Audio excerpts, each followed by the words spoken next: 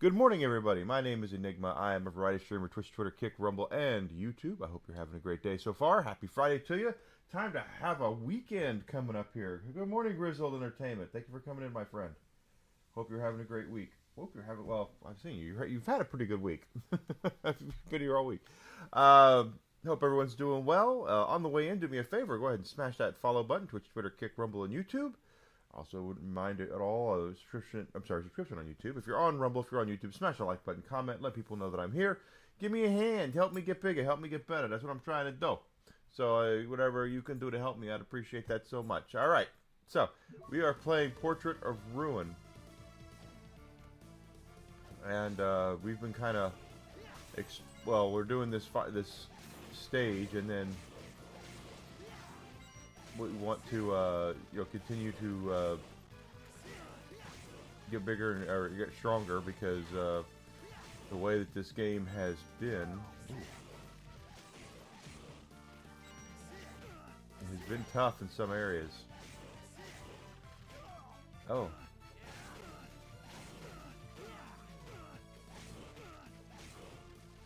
That really kind of, I wasn't prepared for that. That's what I get. So, anyway. Do that. Gotta recover.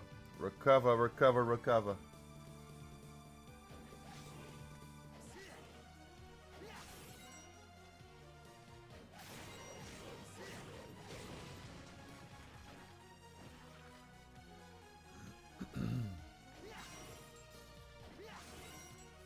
Oh, that's wrong.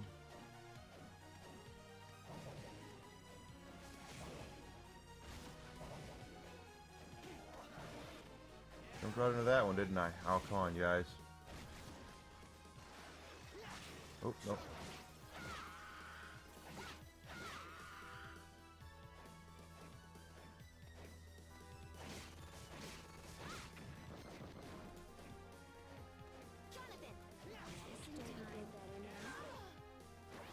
Damn it.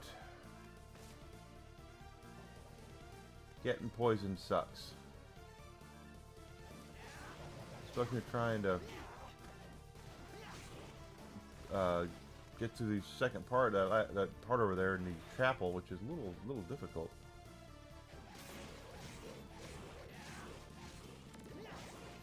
But we're gonna play Portrait of Ruin today. I don't know if we'll beat it this morning or not. If we do, we'll hit into Order of Ecclesia next.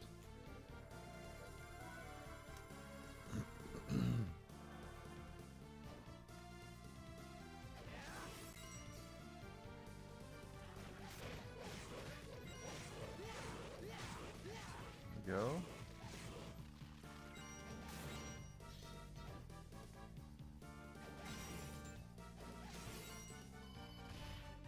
That's the second time I've done that.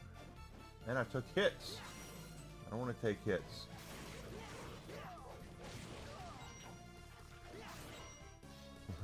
We're marching towards another level up, believe it or not. That's not hard to believe, but we are.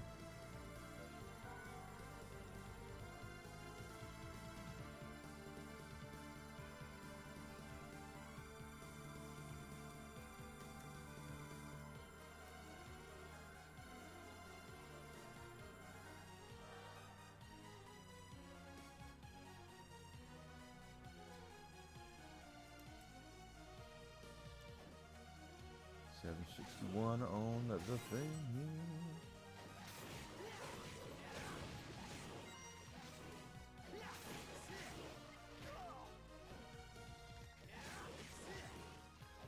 Still took a hit. I didn't want to, but we're getting there one way or another. That's the third time in a row I've made that mistake.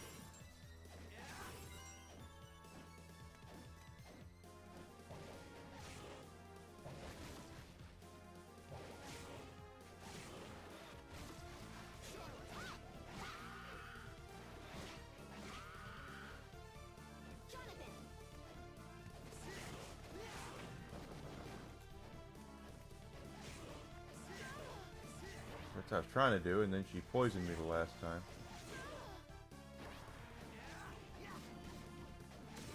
Why do I keep throwing axes? Stop throwing axes. Oh.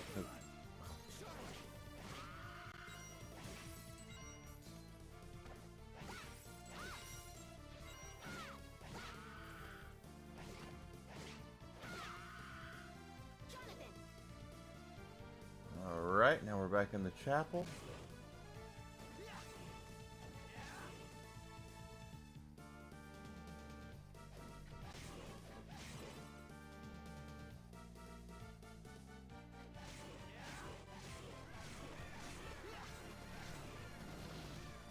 He's got, we can level up on him.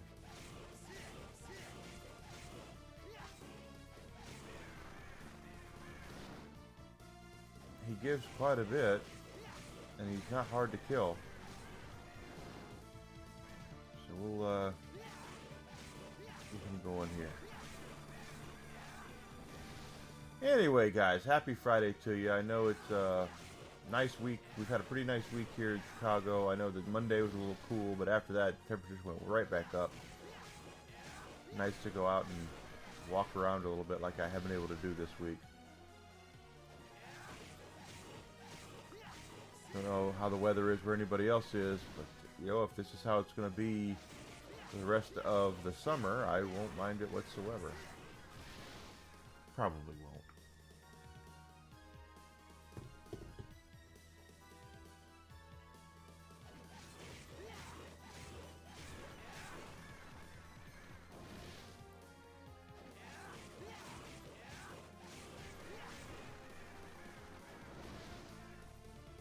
Yeah, he's worth almost 600 experience. 573. And we're this close to a level. Why the hell not? Get all the levels up we can. We know so far these endgame bosses have been very difficult. So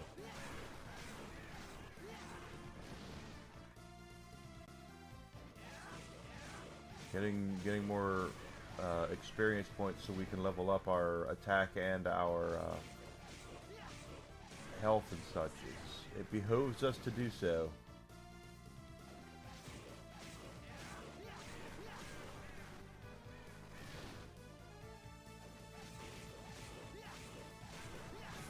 There we go.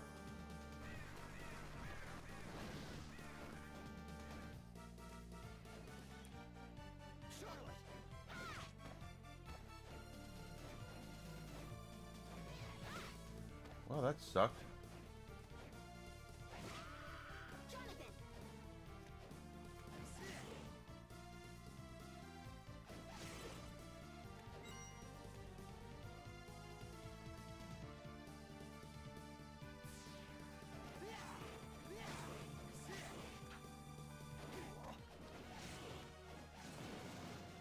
Still taking hits like a champ. Look at that.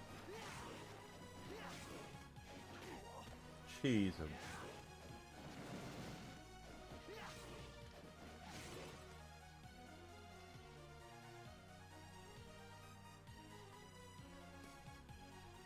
Boss. That means there's one of these is probably going to be, yep. We were that close the entire time.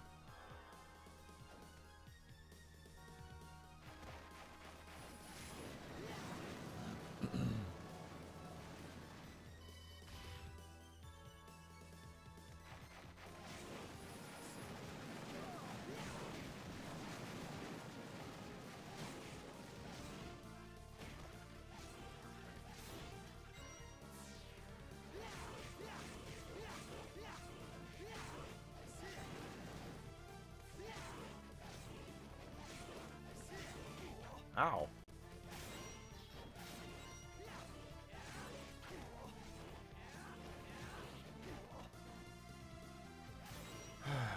I tell you, I get so frustrated.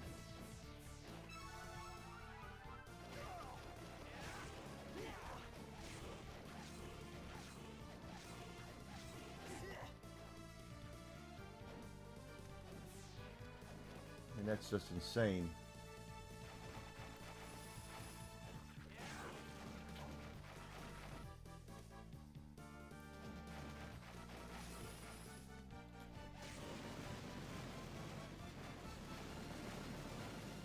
Like a moth to the flame.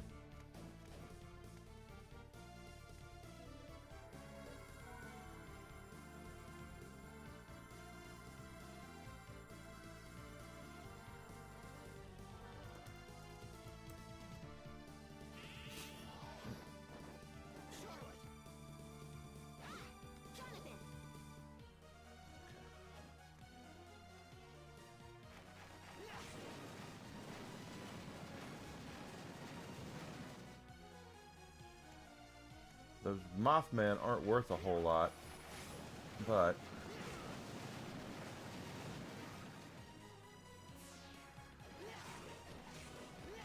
there we go. That's a lot better.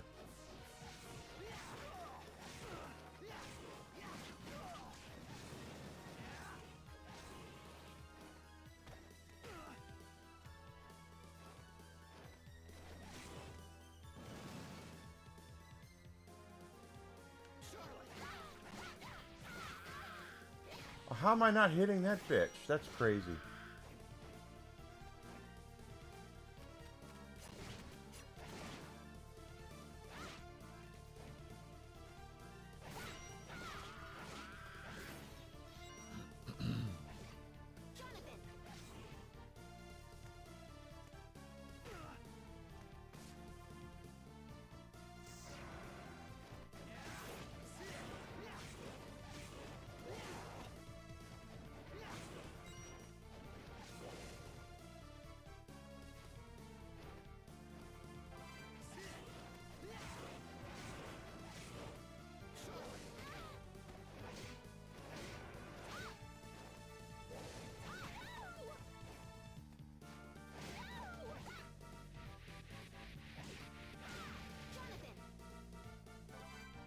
Winged boots.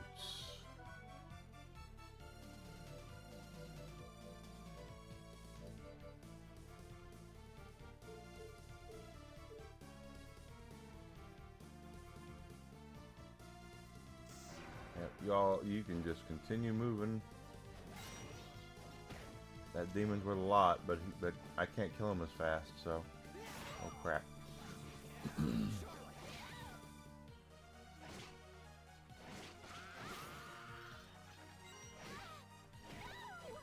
Oh god, we're gonna die. Yep. You gotta do that again.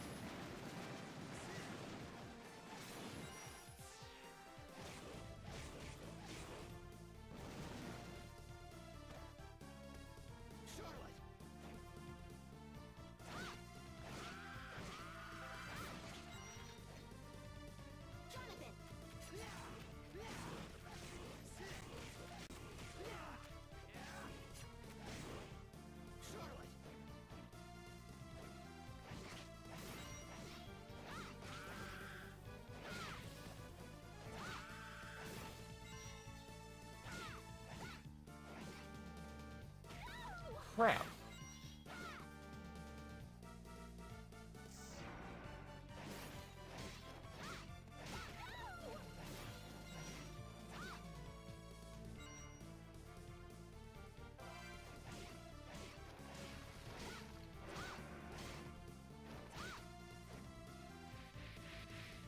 Yeah, that's better.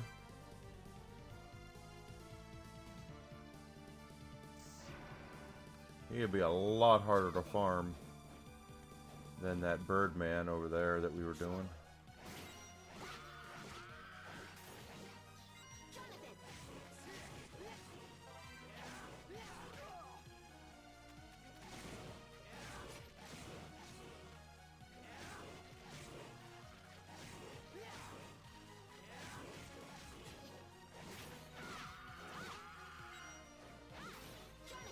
Works for me.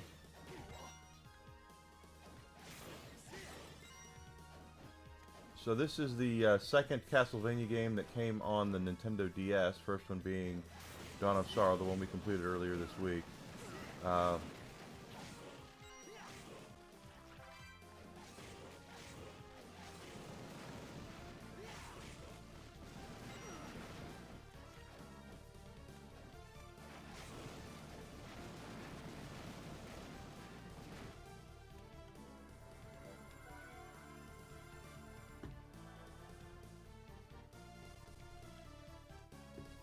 Good morning, Natty. Good to see you. Good morning, Good after morning. Yeah, good morning, after morning. Good morning. Or good afternoon, whatever. I don't know if I want to fight that boss yet. These bosses have been so hard, it tells me that I probably need to spend some more time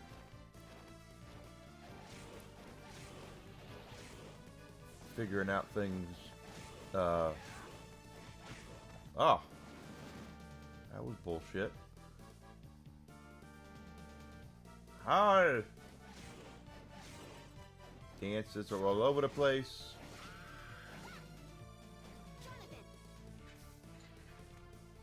This guy right here.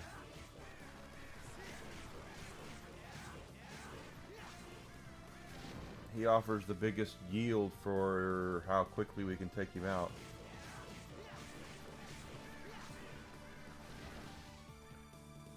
Get ourselves a level up or two. He offers 573 a kill. So, I mean, nothing wrong with that. But yeah, like I said, this is the second one on the Nintendo DS. Still morning here too. It is 9 in the morning, 9:14.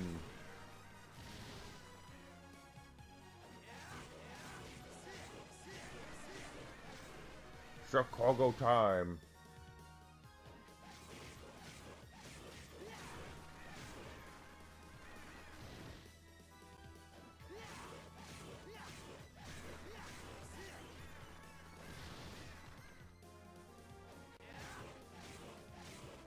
Although there is something I kind of want to do to see exactly how well it works. In fact, now that it's on my mind, let's try it. I read that there's really no reason not to get the Vampire Killer Whip. It doesn't have any bearing on the ending or anything like that.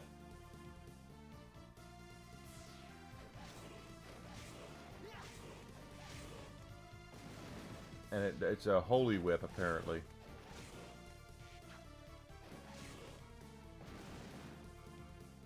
So let's go get that whip and see if it's any better than what we've got.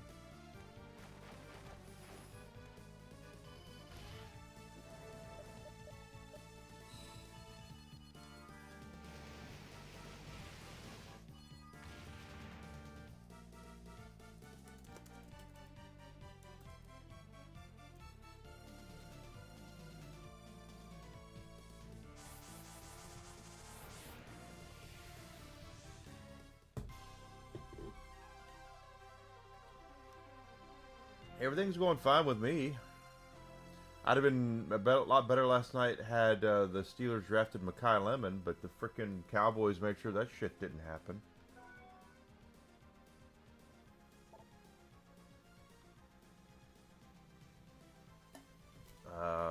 Hold it. Alone. Let's save this. I want to see exactly what alone means. We might reset it.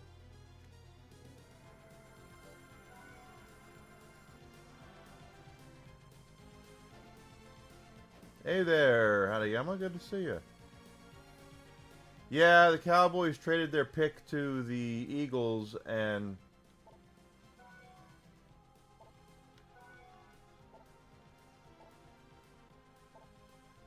the Eagles went in and took the wide receiver we wanted. So,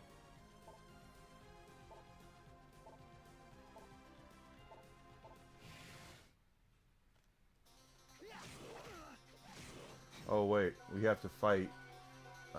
We need. I think I read that this is the whip that really helps.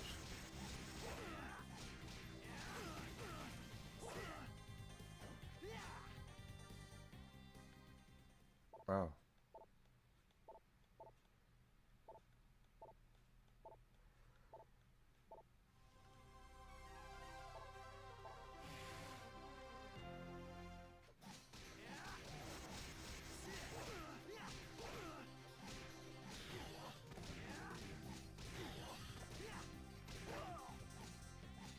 Yeah, that didn't work. He is going to be tough.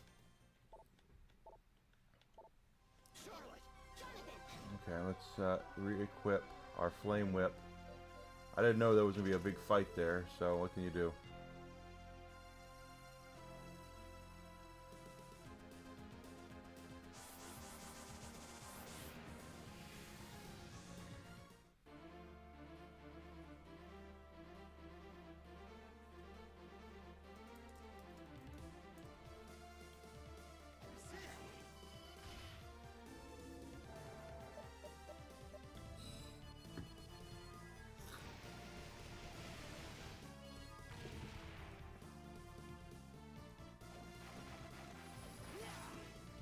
So anyway, this is after we're done with this one, we'll do the last Castlevania game on the Nintendo DS, and actually will end up being the last Castlevania game for a while.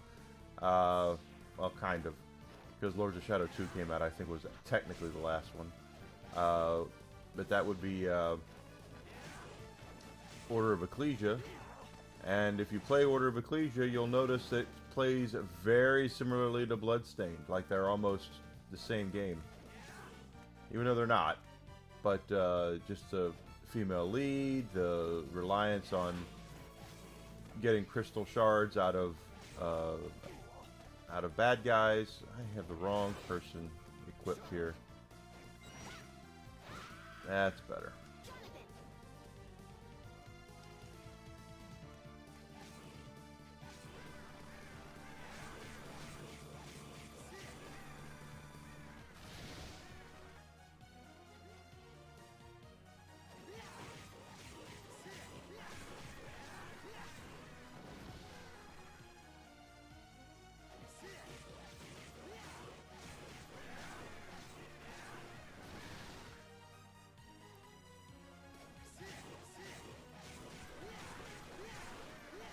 But they're all part of the timeline. They're all official canon.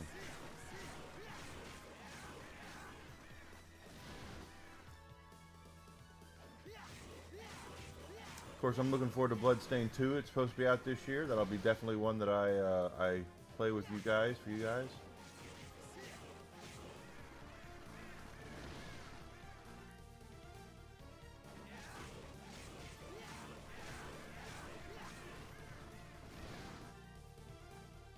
Just like the new Castlevania, Belmont's Curse, or Dracula, yeah, Belmont's Curse will be one that I take out. I will play as well when it comes out.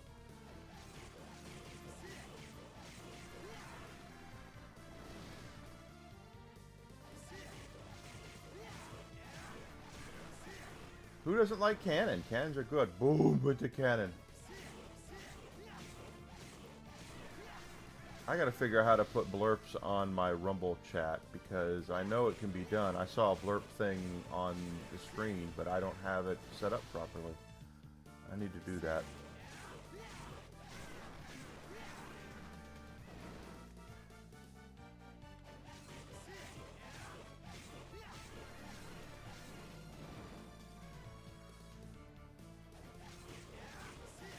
Going down to below 13. Yeah, this is probably the quickest experience farm we have at our disposal right now. It does take a few hits, but he doesn't get anything off, and he goes down fast, and he's worth 573 experience points.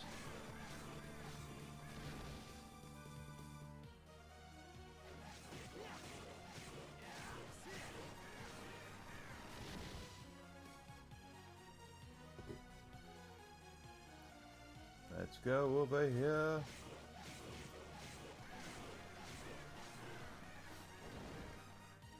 And yeah, the final armor offers more experience, but he also takes about 5 times more time to take down. That's the thing, is that you're looking for something to take down fast. This appears to be pretty good.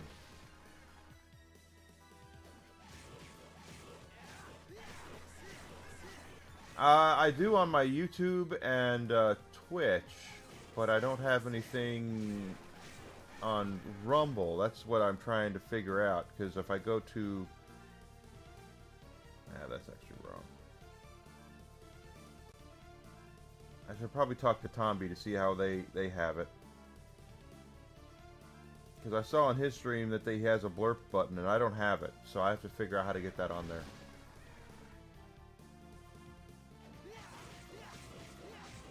Because I want everybody to have fun.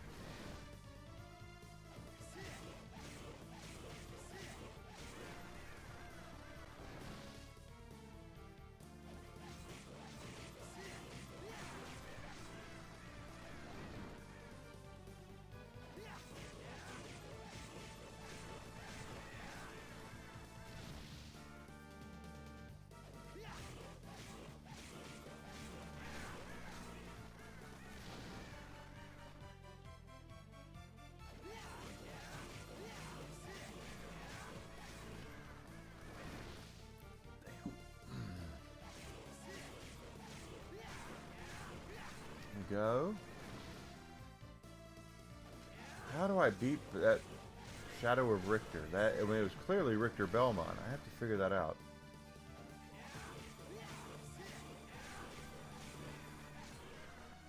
He's weak to darkness, I know that. Darkness, darkness, everyone. Darkness is spreading.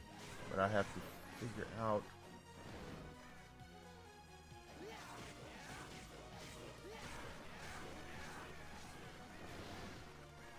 And then the Vampire Killer is, like, supposedly the best whip in the game, so... And it does holy damage, which is good against demons and whatnot.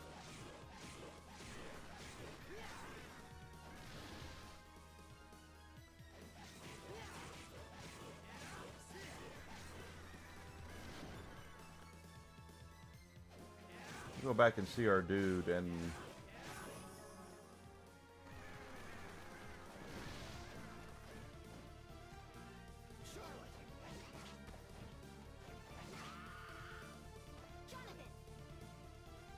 see if he has anything for sale.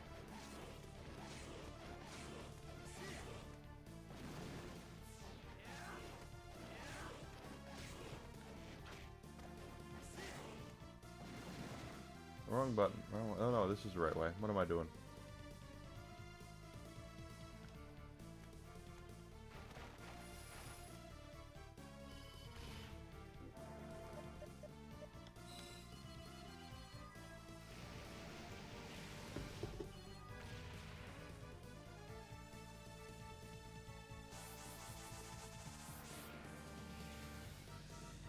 Gotta go see our boy.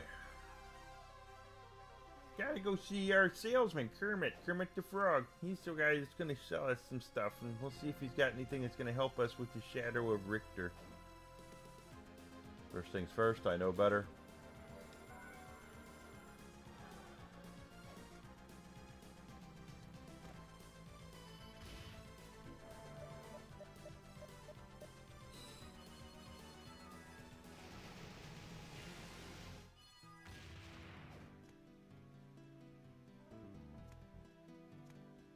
Yeah, I'm voicing him as Kermit. What can I do for you? Okay, what do we got? Potion high. I know I need to buy a whole bunch of new stuff.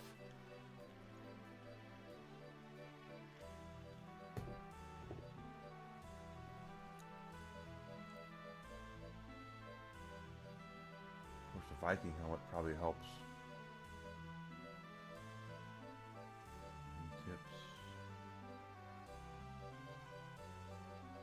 He doesn't have anything.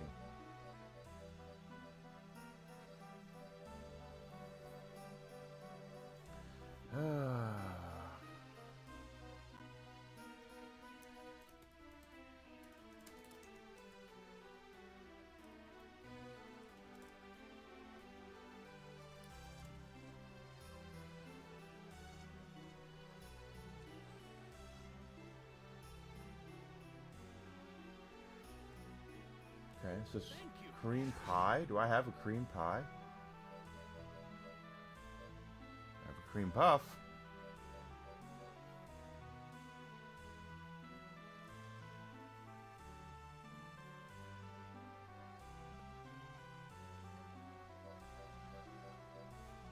Oh wait, it's this, isn't it? Okay.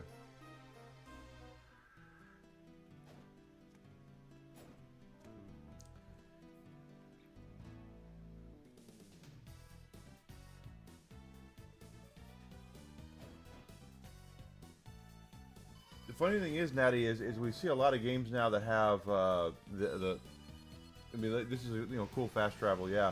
But now fast travel, like if you play Borderlands, this Borderlands series, everything that's wrong. Everything is fast travel extraordinaire. Like I mean, you can fast travel anywhere at any point.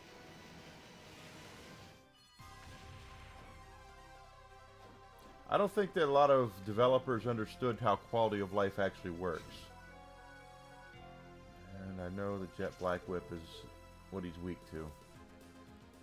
So let's try it again.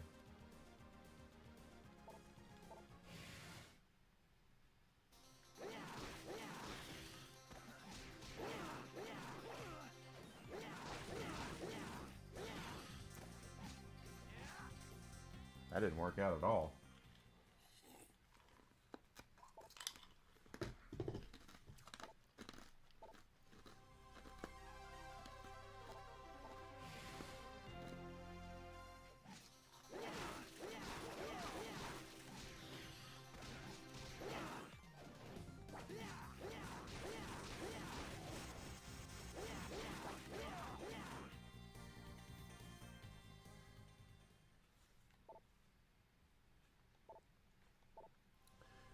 This is supposed to be the best whip in the game.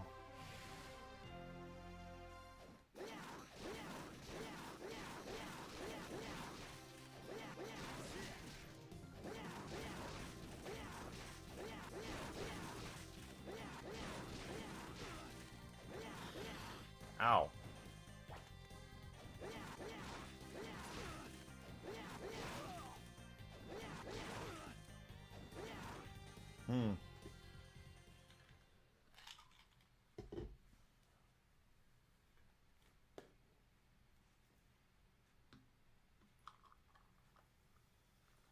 Well, that's because it's a lot. Quality of life was not a thing back before. I'll say 2013. It really wasn't a big deal, and now it's much more something where people are taking it into consideration that maybe we what the hell, maybe we don't want to spend all day, a couple of hours traversing.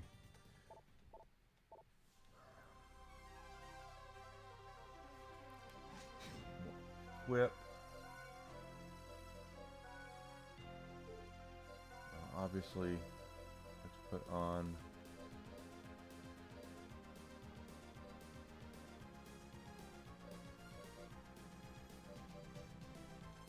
that.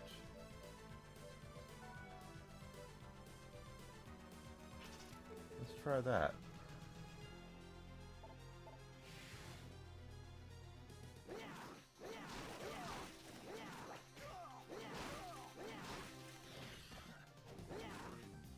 This is not our run. I can already tell you this is not our run.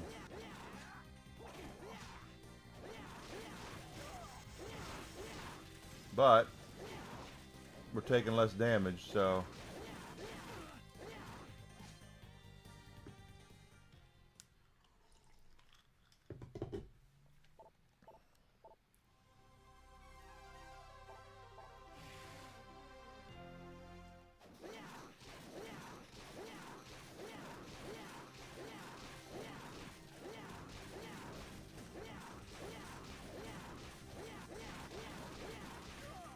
damn it.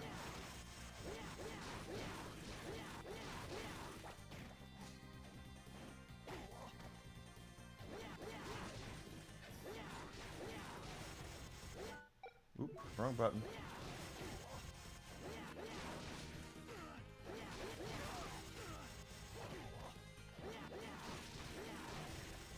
Well, we're getting better. We're getting better at it. We're getting better. He doesn't have a direct pattern. That's the thing, is that we have to figure out, we have to keep him at bay, and I've read that jumping keeps him throwing axes.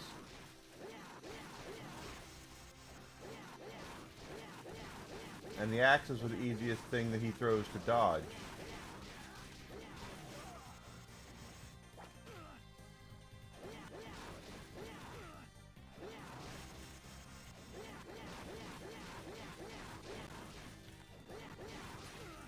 And that these cream pies are the things that actually do produce really well against him.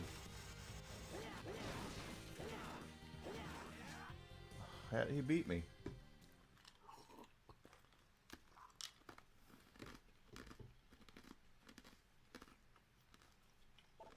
Yeah.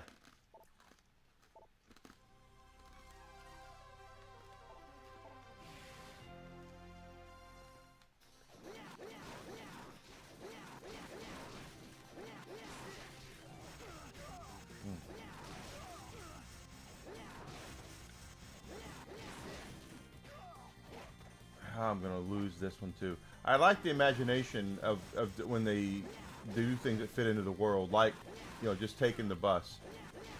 I agree with you 100%. How does he have all the damn sub-weapons as well? That's something I've always wondered. We can only, when you're a Belmont, you only get to have one sub-weapon. You fight a Belmont, and all of a sudden they have every single freaking sub-weapon known to man.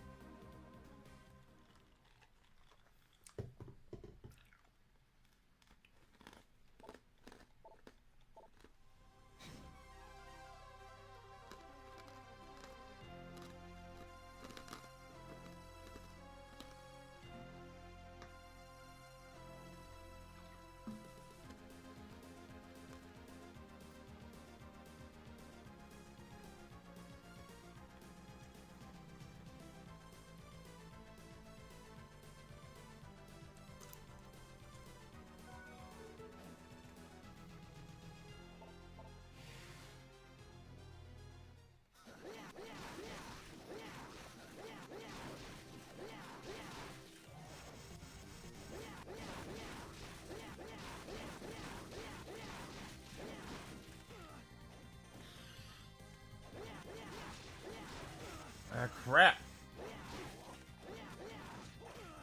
I don't know how many hit points he has, but it's insane.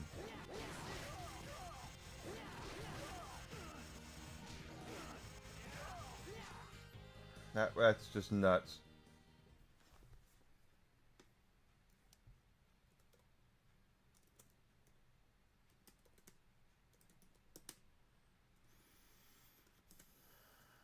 How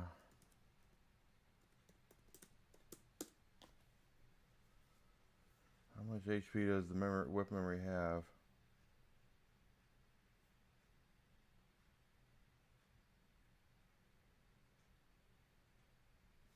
Okay, this says that people recommend using the cream pie, but it didn't work for them.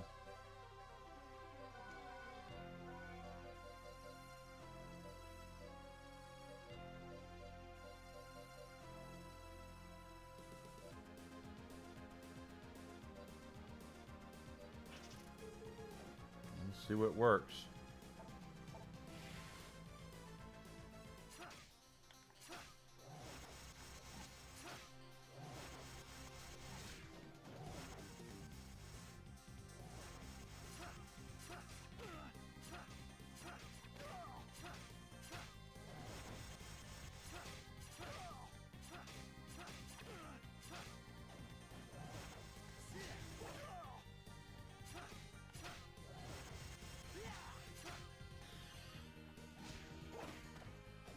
He is a lot faster than we are.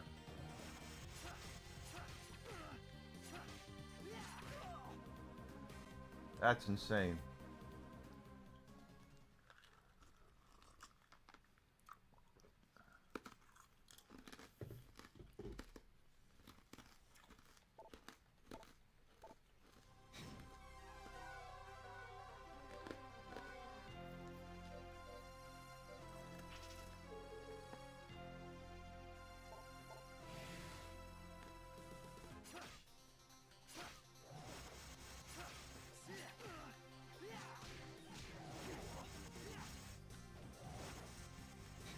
I don't think that's working either. Kunai? Let's try Kunai. Nope, definitely not Kunai.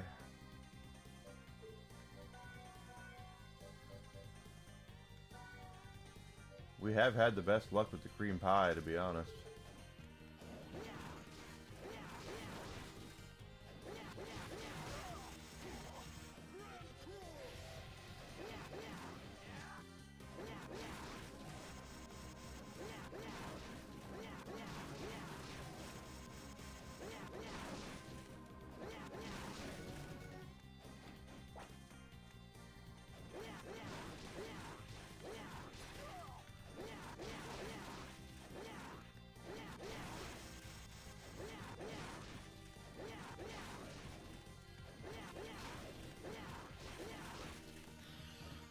Ooh, he should have had me there.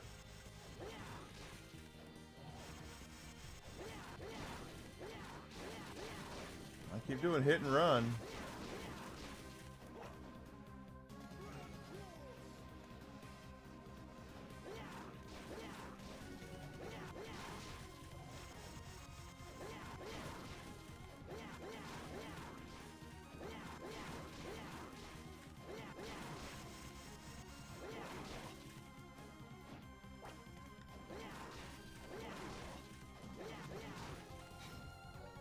come too far.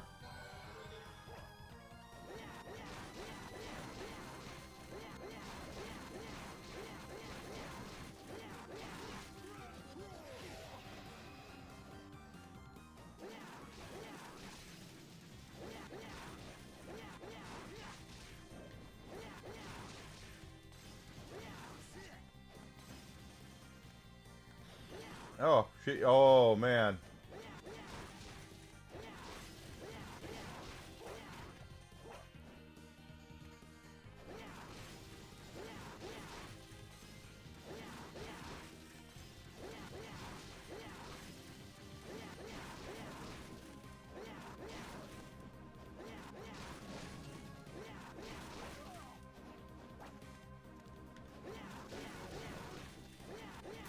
Got it! All right.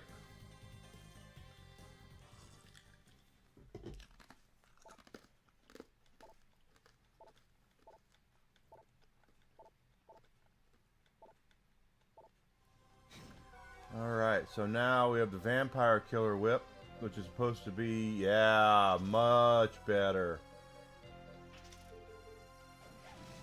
This is supposed to be the whip, baby. I did kick his ass, Seabass. Now we'll see how good this is, and we'll probably have to spend a whole bunch more money on getting healing items and stuff like that. Money is not as I thought it would be a lot more plentiful in this game, and it's not.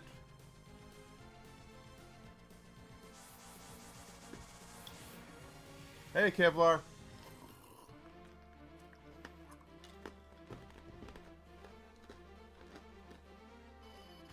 Yeah, I was hitting him with a lot of cream pies.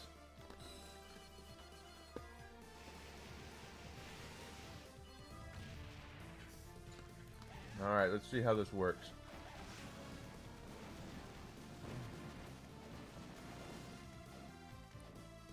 Moth are weak to the flame, so... Alright, I just want to...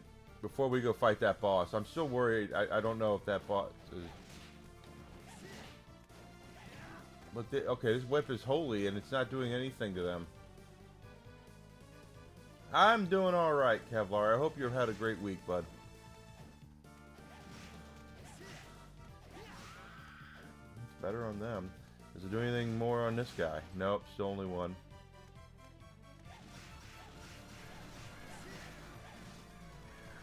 Damn sure it takes that guy out faster.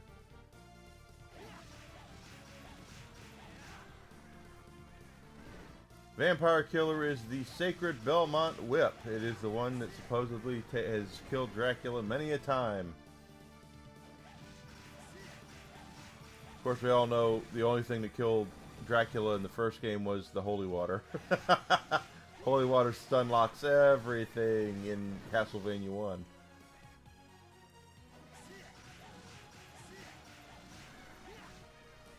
How's your week been, Kevlar? I hope you've been doing alright, bud. I really do. I didn't unlock the whip to begin with because, well, first of all, I didn't know I had to fight. But second of all, crazy. Yeah, keeping you busy. So busy is good, right? Time goes by faster when you're busy. Especially if you're working. Yeah, as long as they're weak to holy damage, it looks like the Vampire Killer is pretty nasty.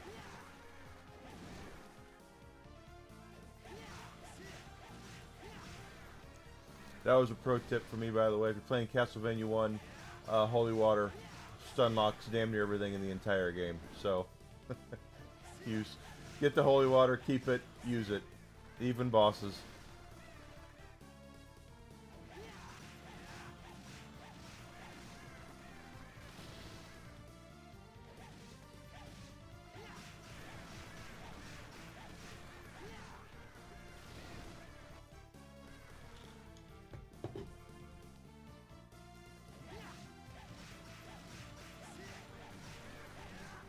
Not that I didn't mind the Flame Whip, although honestly the Flame Whip in Simon's Quest has a much more nice aesthetic to it than the one in this one. because it actually is just a. It just comes out and it's just like a line of flame. Very cool. Even though a lot of people ignore that when they play Simon's Quest, the speedrunners ignore it. I think the speedrunners, the only whip they buy is the chain whip, if I'm not mistaken. Could be wrong about that. But Simon's Quest is a fairly...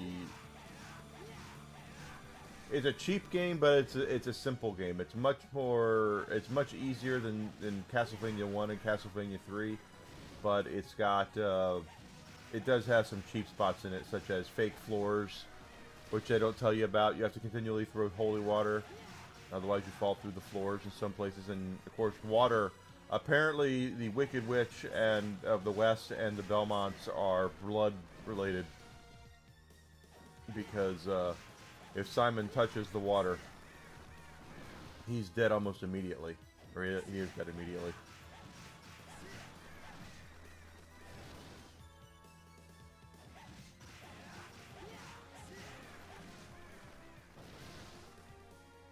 Level 54.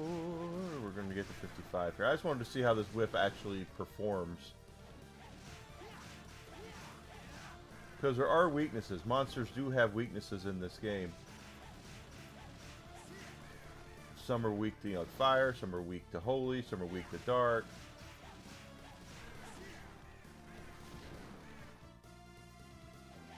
Oh, I have...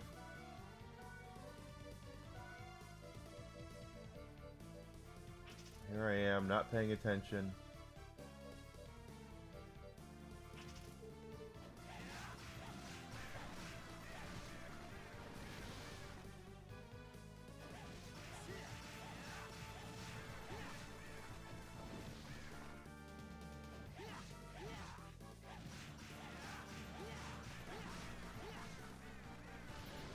Oh, what whisk? Are you done? Okay. Desi is working from home today, so she's, if they were coconut cream pies, then I wouldn't eat them, because I don't like coconut. Not from lack of trying. I have tried coconut many times, and I just can't do it.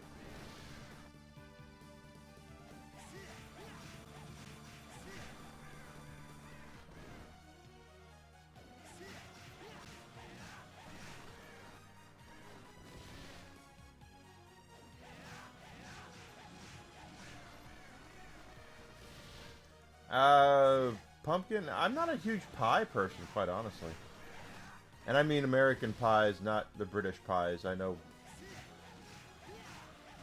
pies here are different than pies over there.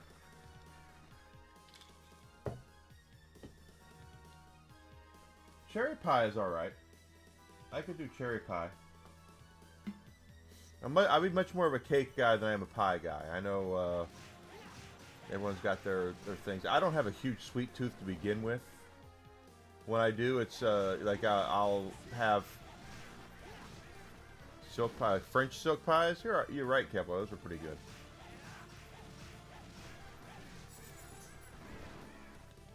I would much rather have a cake, though. I'd much rather have a piece of chocolate cake or angel food cake or something instead of a pie. You like more sour than sweet? That's not surprising, Grizzled. You're not exactly. I mean, you would be a sour guy, that's for sure. Chocolate peanut butter pies are pretty good. My mom will make a chocolate pie for me every once in a while. I grew up eating chocolate pies at Thanksgiving and Christmas, so sometimes we'll go over to visit them and she'll have made me a chocolate pie that I bring home and then forget to eat. Because again, when I get a sweet tooth, for me, it's like I'll have a bowl of ice cream or I'll have a Snickers bar or something, and then I'm done for a while. I don't sit here and froth at the bit over sweet stuff. I would much more prefer savory.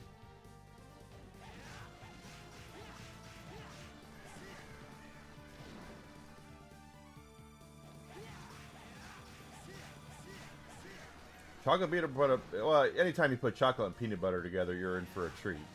Chocolate and peanut butter. Well, chocolate and salt. That's the thing. Chocolate and salt are pretty awesome. See, here's the thing. When I was a kid, when I was younger, my parents never held sweets as a reward. I think that's what it is that so many parents will have their kids and they will go, if you eat all your broccoli, you'll get dessert. You know, things like that. My parents never did that to me. If I wanted a cupcake, I got a cupcake. You know, that kind of thing. They never held that over my head as a carrot, I should say. So I don't have the sweet tooth that a lot of, like my sister-in-law, she cannot get enough sweets at all. Like it's like crack to her. She will just sit there, and my nieces are the same way. But my nieces, that stuff was held over their head as a reward. They would always say, "Oh, do you really want that? Okay, well, if you do all your homework, you'll get a cookie." You know, that kind of stuff. And because of that, I don't have a sweet tooth.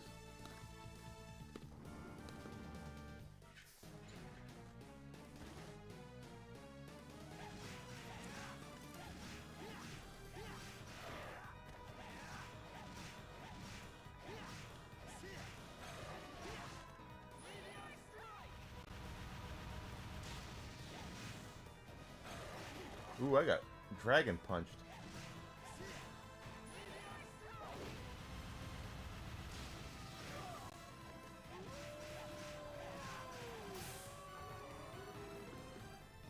All right.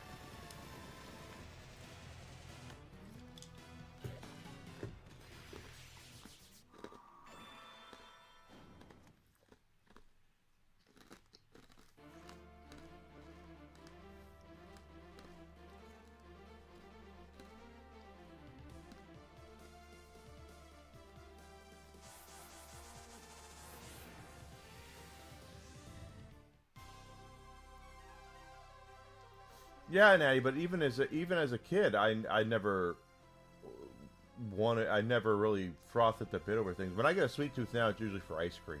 I love ice cream. But I was never, my parents never held that stuff over my head.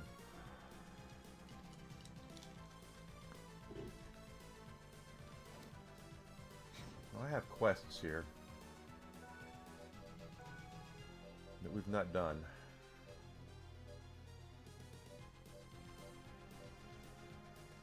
Okay.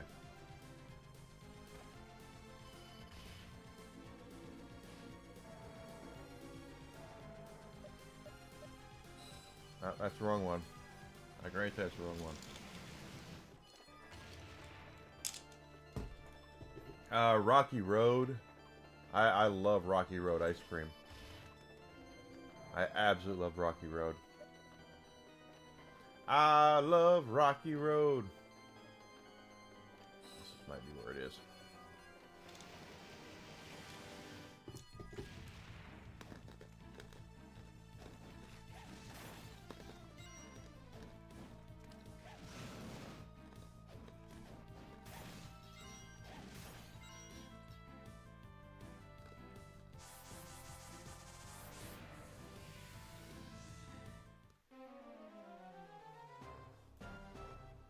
Alright, so there's a statue around here that we need to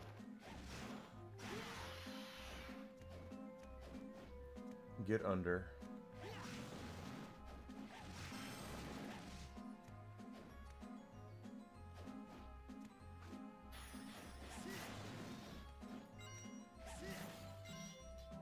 I'm trying to remember where it is.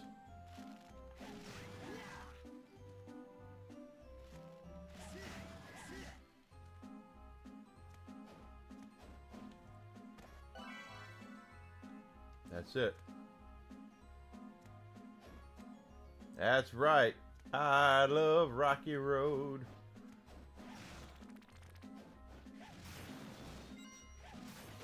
I remember the first time I had Rocky Road. I was looking for ice cream at the store. This had to be, gosh, 25 years ago. I'm at the store and I'm looking for. I was like, oh, I want some ice cream, but what do I want? And I'd never had Rocky Road, and I'm looking at. I pick up a thing of Rocky Road. It says it's chocolate ice cream. It's got marshmallows. It's got almonds in it. And I'm going, well, I happen to love all three of those things. Why wouldn't I try Rocky Road?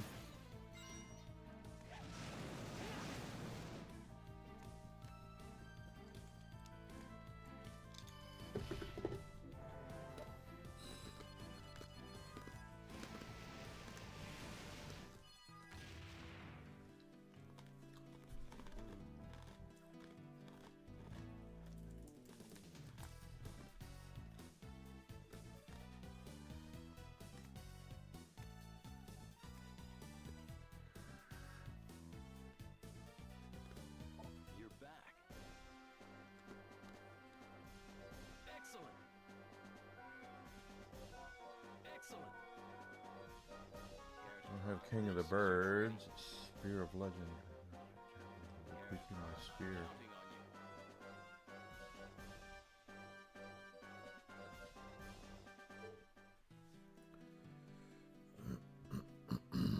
Let's look at this.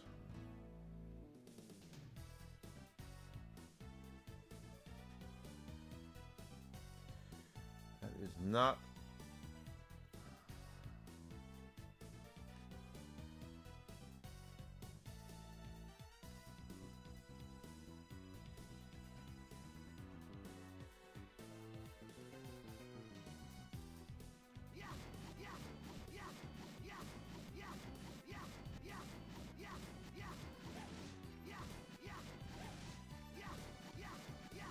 You want some good chocolate chip cookie ice cream and peanut butter? Yeah, I like. I've got some Buffalo Trace cream in there that's pretty good.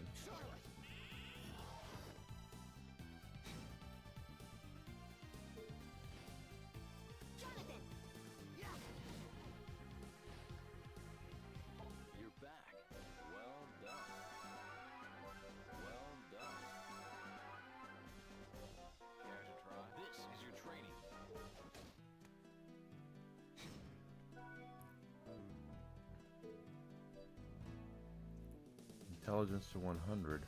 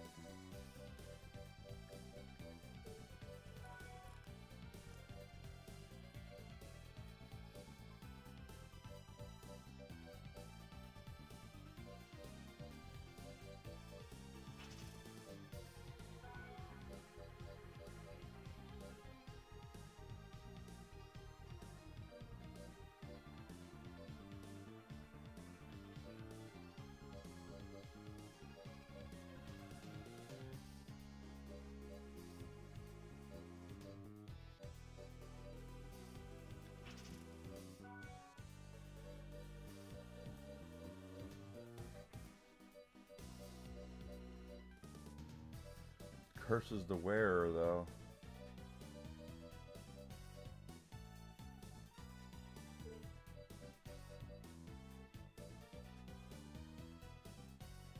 No, don't have it yet.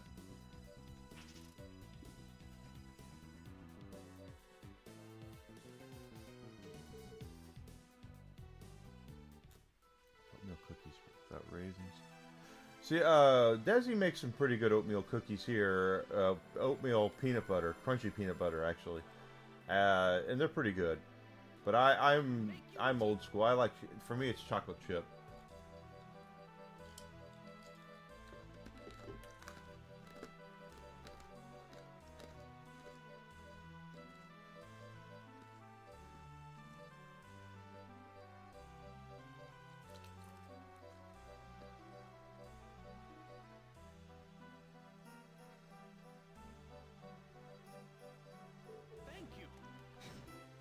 So we have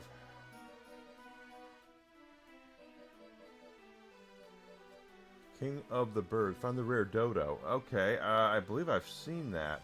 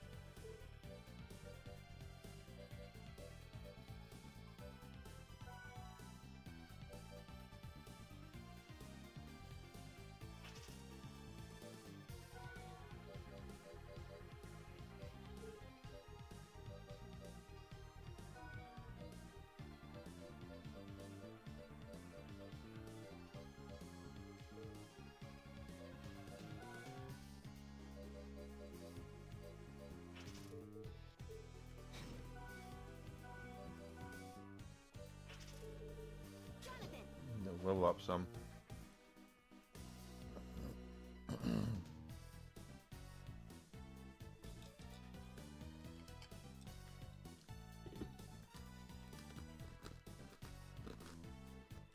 And then I want to talk about food. Food's awesome.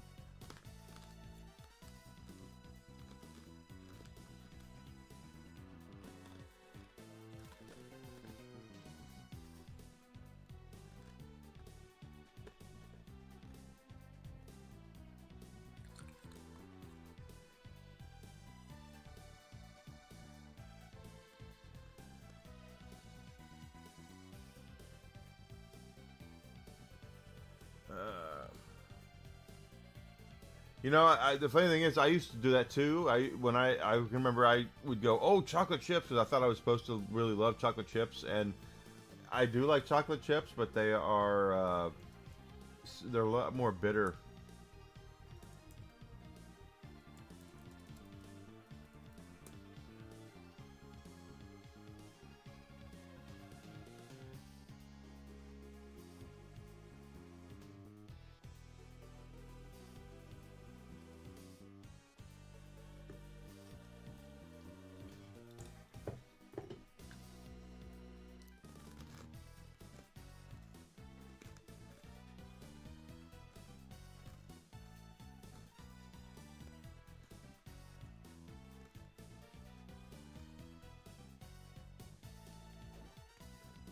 Okay, we gotta find the Forbidden City.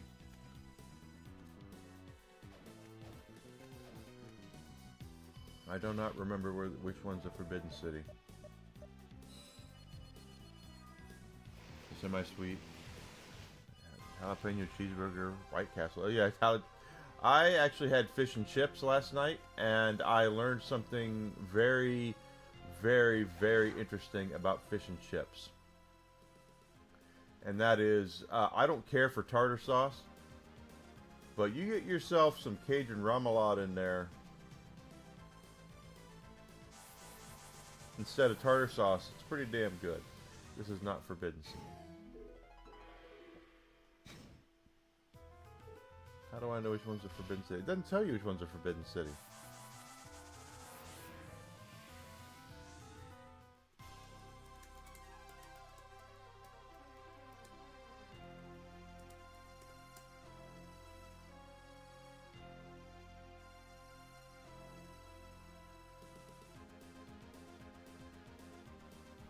Oh, this is it. Okay.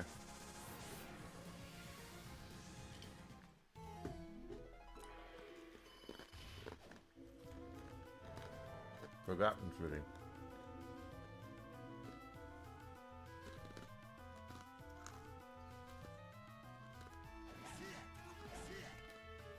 Yeah, I really enjoyed my those fish and chips.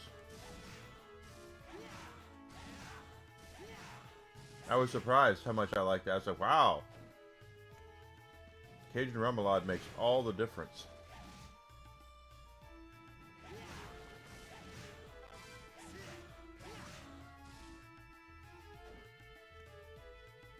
Looking for a dodo bird, and a dodo bird apparently is a rare spawn.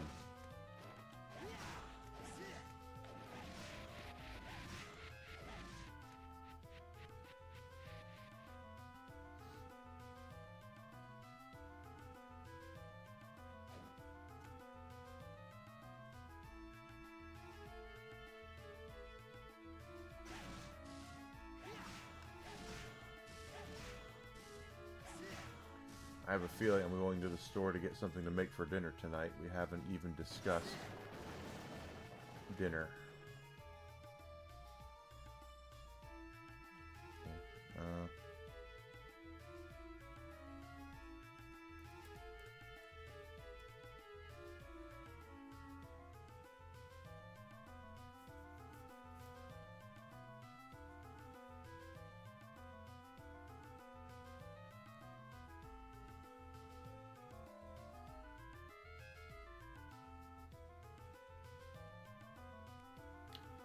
Fajitas aren't a bad idea, actually.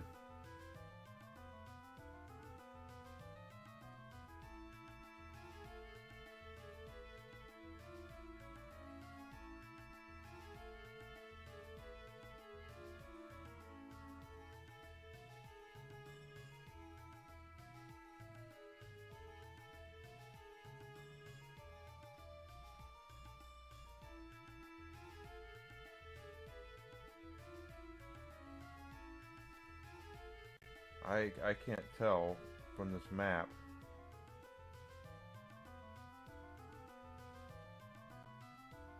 Okay, apparently it's on this side.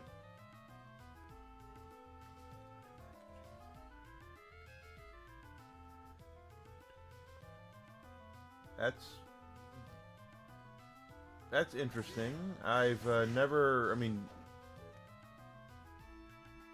been one to put cheese with fish. That's an interesting combination. Usually cheese and fish don't go together. But when I go to Subway... Oh, there was a bird. I just missed it. When I go to Subway and get Desi a tuna fish sandwich, she wants American cheese on it. And I go, you do? But... tuna is kind of a different animal because it's much more of a meaty fish. Yeah, she gets like a tuna melt kind of thing. I missed him. That's our bird.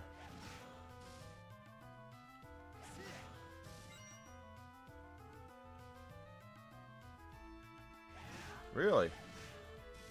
I've never put mac and cheese and tuna together. No. Does that mean I got guide?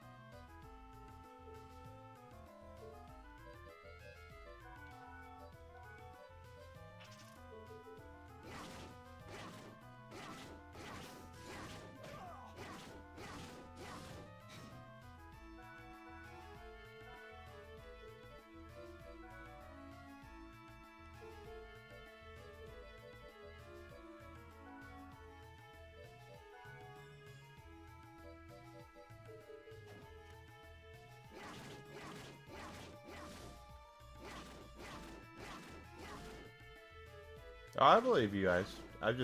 Again, when I see fish, I never think of putting any sort of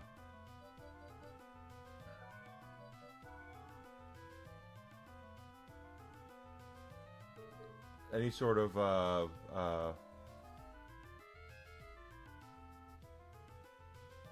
am I trying to say? I never think of putting cheese on fish.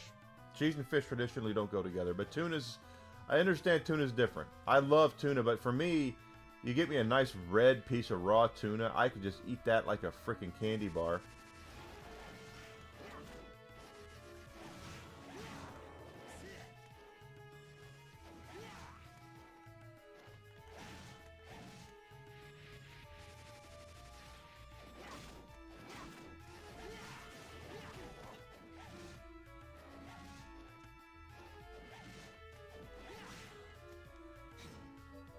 I'm just kind of curious to see. Okay.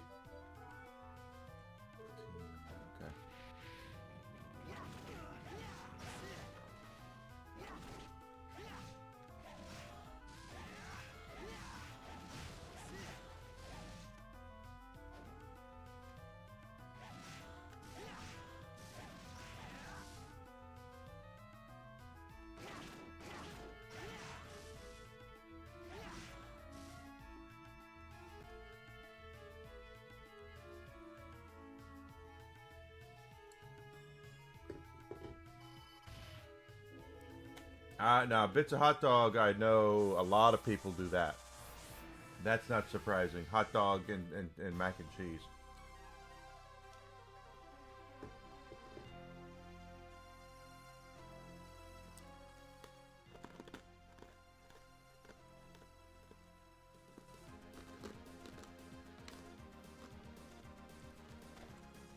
Although, to be fair, I'm the type of person that,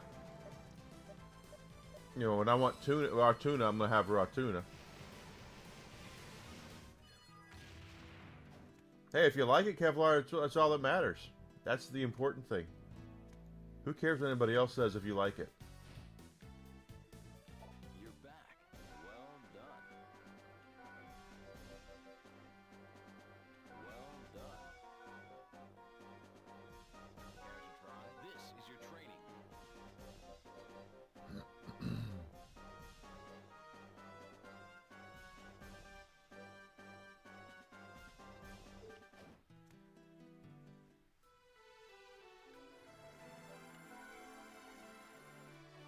But I'll, yeah, I understand the hot dogs and the mac and cheese. I like you give me a piece of raw tuna, and I will either eat it raw, or I will eat it I will cover it with Cajun seasoning, and then I will sear it on both sides. You know, just for like a second. You put it in there and turn it over, sear it, and then it tastes pretty good. Put some soy sauce on it. Tastes amazing. I absolutely love it.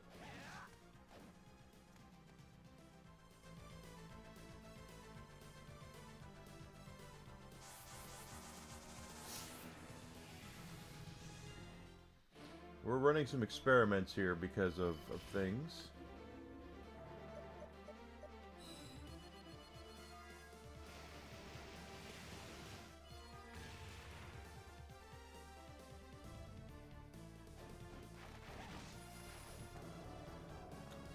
Typical. I got poisoned first thing.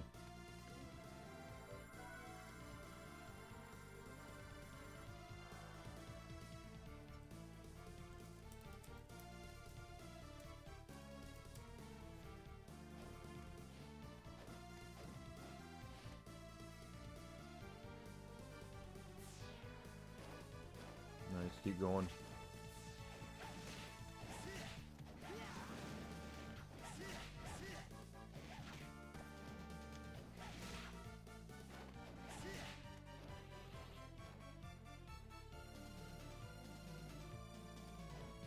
Yeah, I love a good chili cheese dog. The problem here is a lot of the places that would sell chili cheese dogs don't do a very good job at the chili cheese dogs. Chicago is so strange with the way that they are about their hot dogs. We've talked about that before, about their obsession with I'm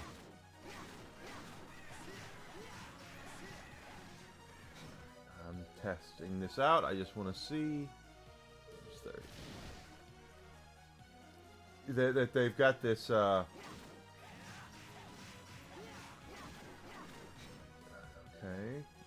I'm testing something out here. That was 42.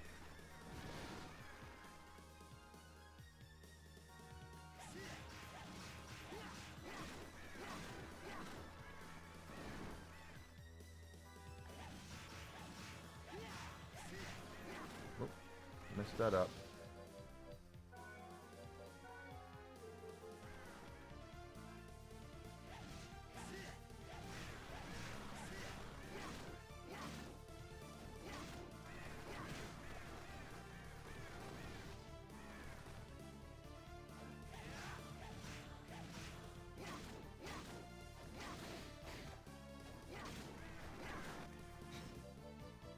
Just seeing. Oop.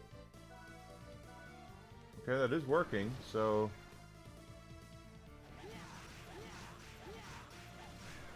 but we need to get more magic now for the javelin.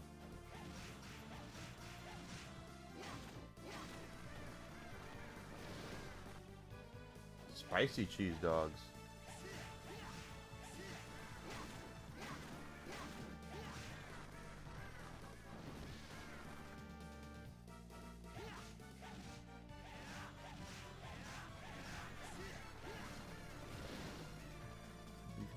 Beef heart chili, onions, mustard.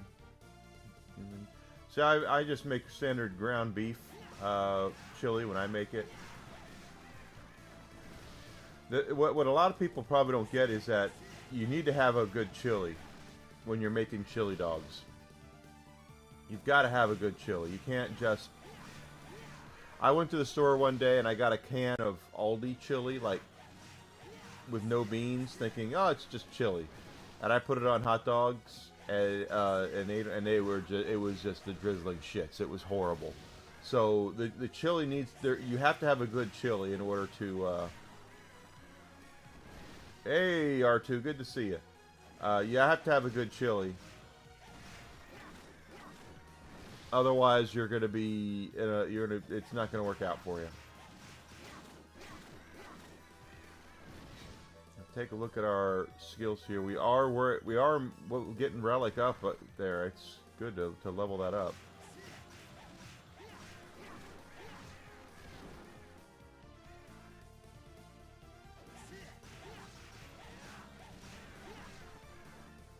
Someone on Kick says collab. I'm playing Castlevania games. There's no collaboration when you're playing Castlevania games.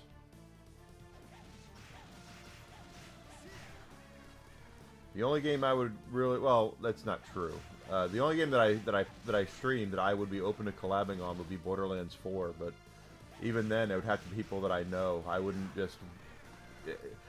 When I was first started streaming, I would stream Borderlands 3, and people would come in and say, "Hey, can I play with you?" And I'd say, "Yeah, sure, come on." And we would play, and then they would take over the stream, and they would have hacked weapons and all this stuff, and it was just like, how is that any fun? So I now only. You know, I would play Mario Kart with friends. I would play, Borderlands obviously with friends, but I just don't openly collab with people I don't know. Nathan's hot dog chili sauce. Yeah, you're saying it's pretty bad. I've never had it.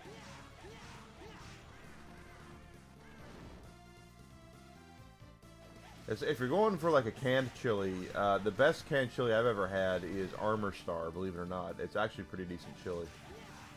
I've been eating that. I eat that for years. Although no place sells it around here. I have to make a special trip to Walmart to get it. But I've not had Wendy's chili out of the can yet either. I probably should try that.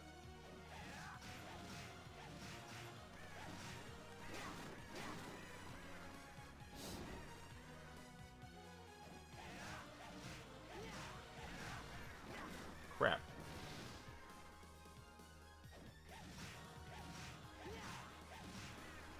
Okay, so 4 hits takes him down.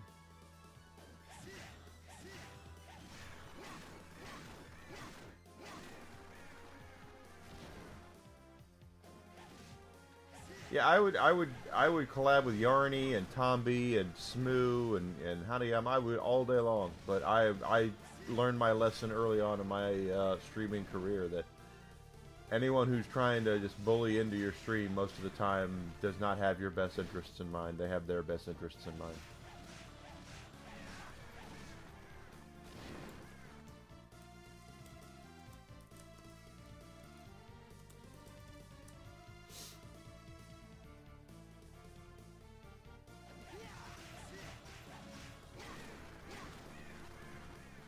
If we look at our skill here, I'm trying to get Javelin maxed out,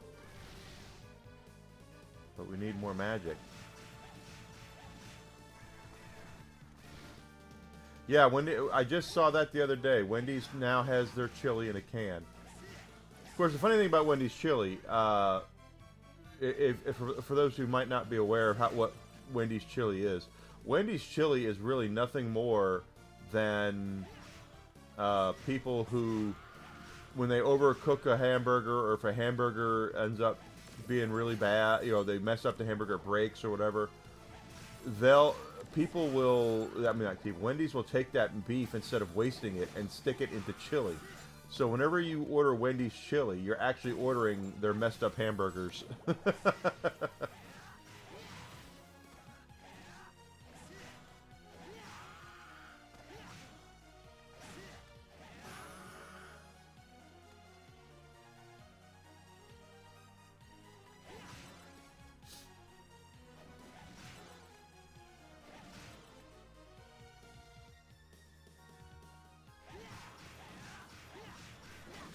That always makes me laugh, though, when people tell me when I'm playing old school games like this, and they're like, will you collab with me?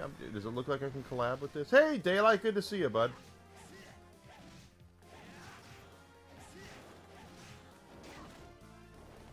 How are you doing this wonderful week, my friend?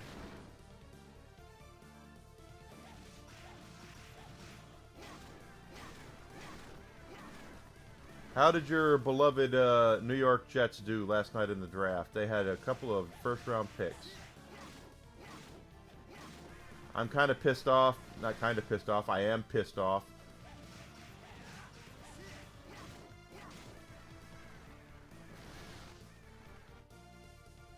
Oh, that's right. You've forgone the Jets in case for the Bears. Yeah, you don't give enough about Jets anymore. I'm pissed off. I'm dead serious. I'm pissed off at Dallas, okay? The Steelers were going to draft Mekhi Lemon last night, and they were right there. And Dallas traded their pick to jump in front of... So the Eagles could jump in front of the Steelers, and they took Mekhi Lemon. I am so pissed off about that. You have no idea. I'm watching Mekhi Lemon drop down the board, and I'm going, oh my God, we could get Mekhi Lemon. And Desi's like, well, they're saying he's the best player on the board. Are you sure? I'm like, yeah, we could get Mekhi Lemon. And then as soon as I saw that, he does sound like an idiot. He does. His interview last night when he got drafted, he was... There was a couple of guys last night that we were watching interviews on with ESPN, and it was like, oh my God, the guy from Miami, the defensive end from Miami that got drafted, Bain. That dude sounded like a fool, and Lemon also sounded like a fool. You like the Steelers pick? This is like the third year in a row, or fourth year in a row, we've gotten a frickin' tackle in the damn first round. Not a very sexy pick. Does Burger King make chili too? I didn't even realize that.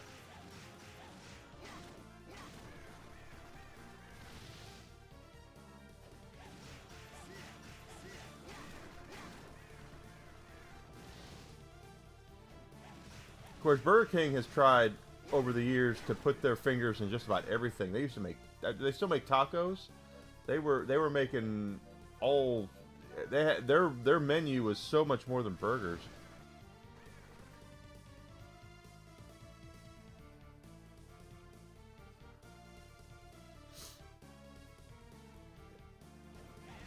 we've taken so many offensive linemen in the first round now. It's kind of crazy, and especially when I've heard that Broderick Jones is not on good standing with the Steelers. He's like one of the first.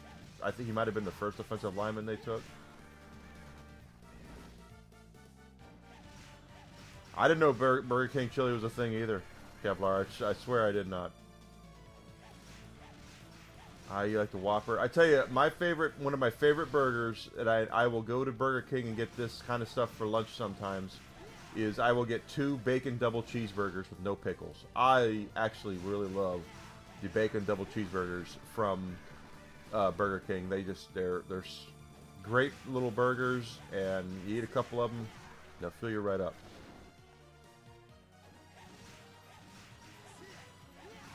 But it feels like Burger King has gone through the motions quite a bit to try their hand at just about everything.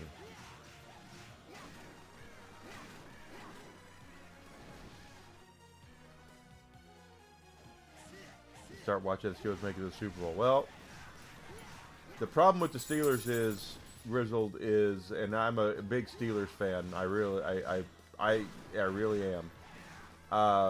I have a Steelers blanket on me. There's a Steelers rug right over there. I've got a terrible towel around here. I'm a huge Steelers fan. The problem with the Steelers is that we've never had to rebuild in the last probably 30 years. The last time the Steelers had a pick in the top 15 top 15 or top, let's just say top 12, maybe top 10, top 12. The last time they had a pick like that, because that's what they earned, they drafted Ben Roethlisberger. That's the last time they had a really high draft pick.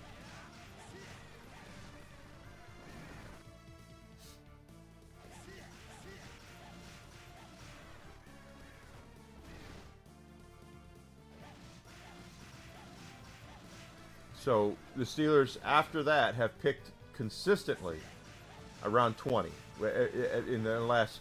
Since Ben was drafted, the Steelers have picked around 20 every other time. They've traded up every once in a while. Yeah, you know, Daylight, I really think this is what I really do believe this. This is how what I think. Next year's quarterback class in the draft is supposed to be like the promised land of like quarterbacks. I would not be shocked. Like, the Steelers are courting Aaron Rodgers right now.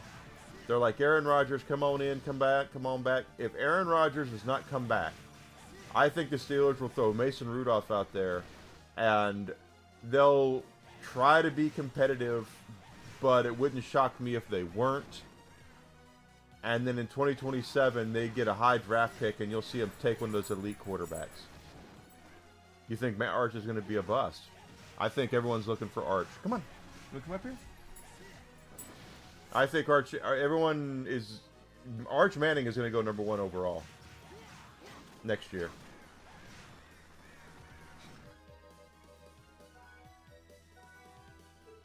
Good boy.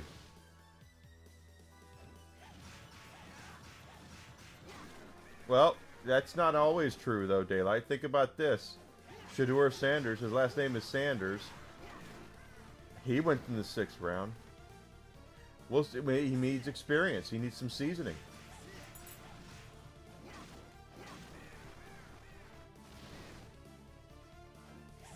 I think everyone and their grandmother is watching for Arch next year. But he's not the only one. There's a lot of elite quarterbacks coming out of the draft next year. So these teams that really need a quarterback, the Steelers, the Jets, hell, the Rams didn't. The Rams, I can't believe the Rams used the 13th pick to get Ty Simpson. That is crazy. All these quarterback needy teams right now are going to get a...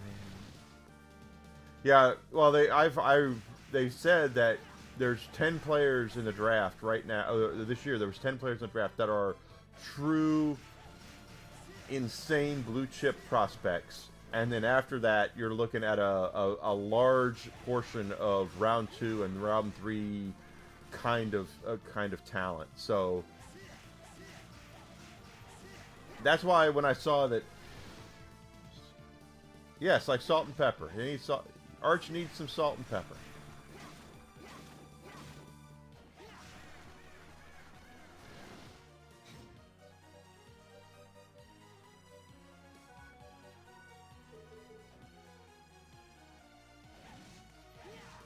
And I'll be honest with you guys. I think Fernando Mendoza's not going to be that great. The Raiders picking a quarterback first overall has happened before, and it has not worked out. And one thing we've never seen is an Indiana quarterback going number one. Of course, things are different now. For those who might not be American football aficionados, he won't be Jamarcus Russell. You don't think so? College football used to work like you would commit to a school, and then you would be there for your entire college football career, and you would get drafted into the NFL if you were any good. Well, there are certain teams that certain colleges that were always really good, but it was because of the system and the coach. It had nothing to do with the talent of the quarterback. And we would have, like, I remember when the Bears drafted Rex Grossman out of Florida, the Steve Spurrier, Florida, and everybody and their grandmother here in Chicago, Daylight remembers this because he was here, they were already building the Rex Grossman wing of the Football Hall of Fame in their minds. They thought Rex Grossman was going to be the second coming. They were all about... Yeah, they were. I listened to the damn radio. They were like, no one thought that. I listened to sports talk radio, and there were people verbally masturbating to the fact that Rex Grossman was coming to Chicago, and he was, of course, a bust. He had one good breakout season, and then after that, he was a drizzling shits. Vinegar and salt. Like, are we talking potato chips now? I'm not lying.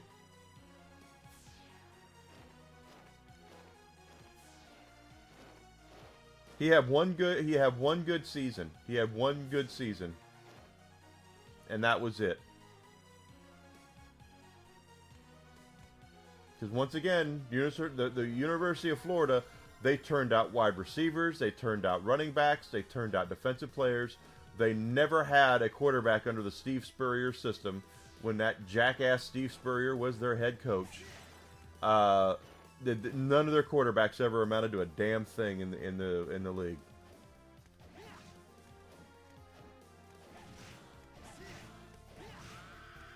I know. Yeah, stop lying. I'm not. I'm definitely not. I'm lying. The Bears fans never ever overblow anything. Yeah, well, you never know. You know, I definitely understand that. You never know. But I was a person that was like, let's wait and see. The Steve Spurrier system did not produce great quarterbacks. He produced a lot of other stuff, but he never produced a great quarterback.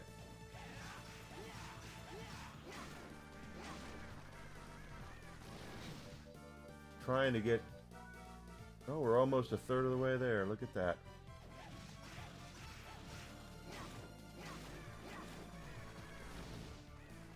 Daylight telling me that I'm lying. I'm not lying. Gangrene. You were gangrening at the time anyway. I am not lying.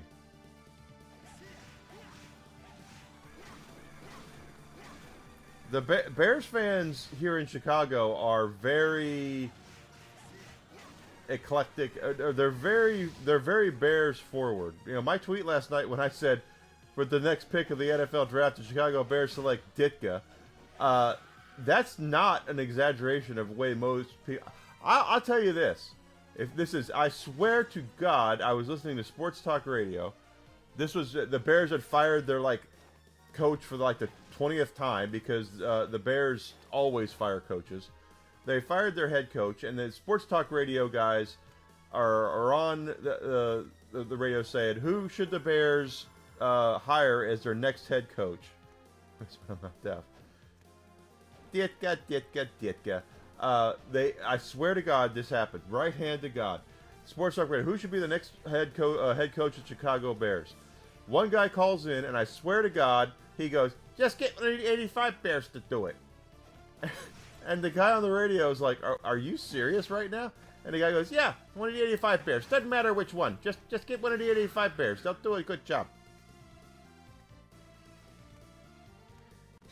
Pre-Ben Johnson era. Ditka is not... Okay, Ditka is not dead. And Ben Johnson has had one season. One season.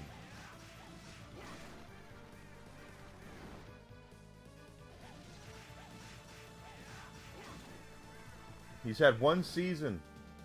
Ditka's still alive.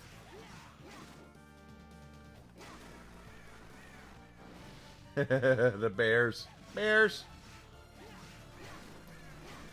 For those who don't know, my friend Daylight, my very close and very, very good friend Daylight, he and I love him. He was a New York Jets fan until a couple of seasons ago. We're all over. Now he's talking like he's been a Bears fan his entire life. This is hilarious. He was a Jets fan. He's a recovering Jets fan.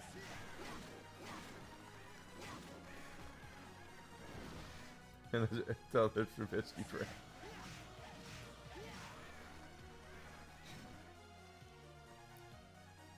I'll tell you, Grizzled, this is no joke. The Chicago Superfans were a staple here in Chicago for a long time. Anytime the Bulls won a championship, they would haul out Joe Montana and George Wentz for the parade, and you would actually see them.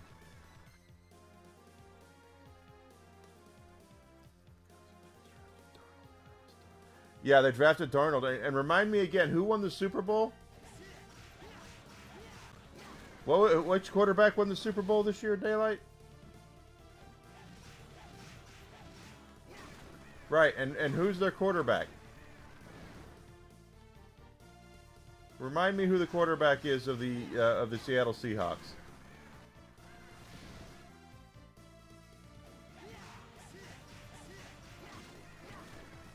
That's not the question. You don't answer a question with a question. Oh, Natty's a Steelers fan. I have to tell you, I hate the Ravens. I do respect the Ravens, though. Flacco is probably better than half the quarterbacks in the league right now.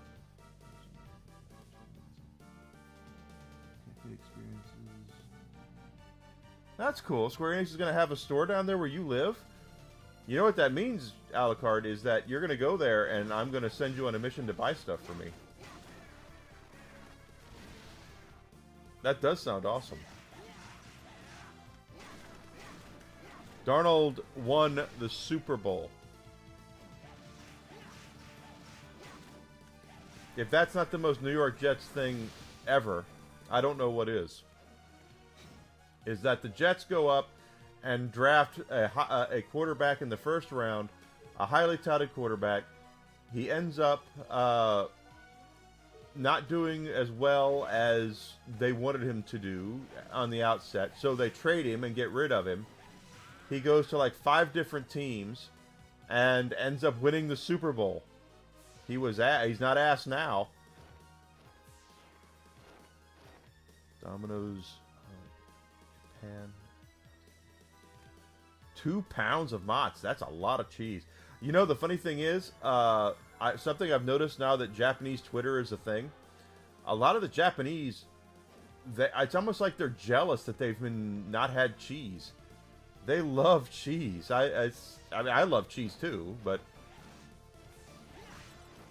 I'm not saying anything that we don't already know. The Japanese don't traditionally, they don't traditionally eat a lot of beef. That's why Wagyu is so expensive. And cheese, of course, comes from cows. They don't have the land.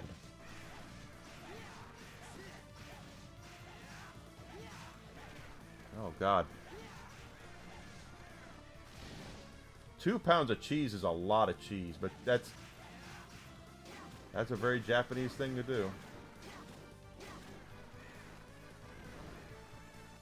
I've ever heard of Marciano's. I've got one right down the street. We eat at Marciano's all the time.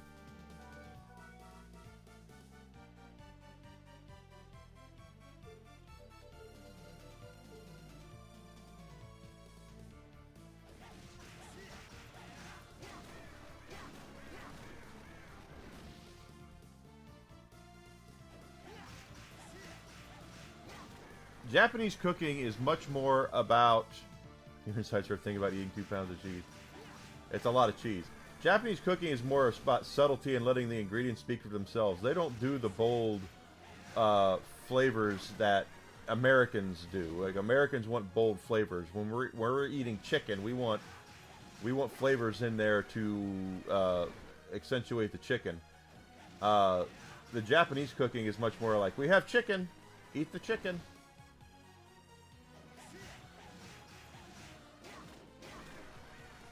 Their vending machines ever. They have heated vending machines. Marciano's.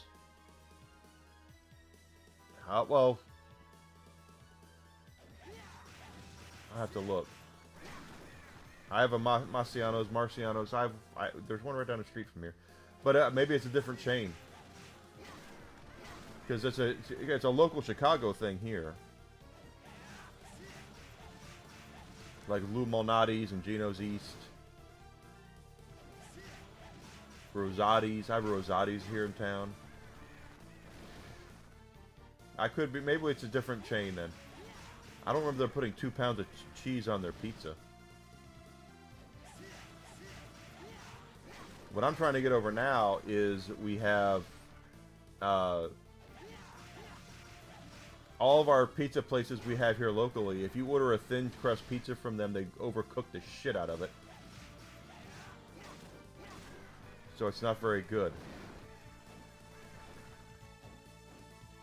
I'm telling you, Alucard, if you end up going down to that Square Enix thing, I will and they have stuff there for sale that I want, I will totally have you get things for me. I'll gladly pay you Tuesday for a Moogle plushie today.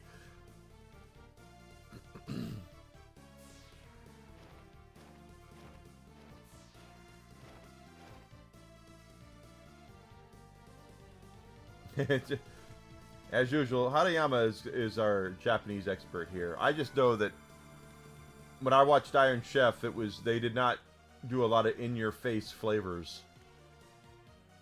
It was all very subtle. It was all very... The ingredients speak for themselves. Don't ruin the fish by putting a whole bunch of seasoning on it. They want to taste the fish.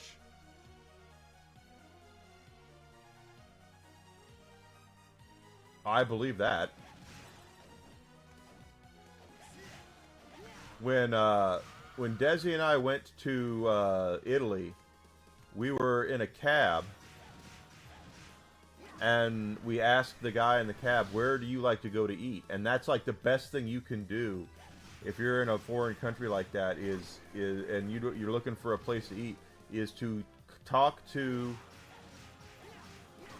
the locals. Where do you like to eat? Not where, what kind of food is, what's the most popular place. Ask them where they like to eat.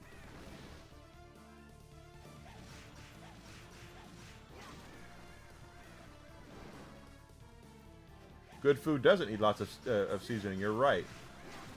But there are some foods that, like, I'm not a big salmon fan. I don't care for a lot of salmon. Like, even when salmon sushi, I love sushi, but salmon is not one of my favorites. Looking for a good salmon recipe, because Desi likes salmon, so I make salmon for her, but I have to season it up, because otherwise I won't eat a lot of it.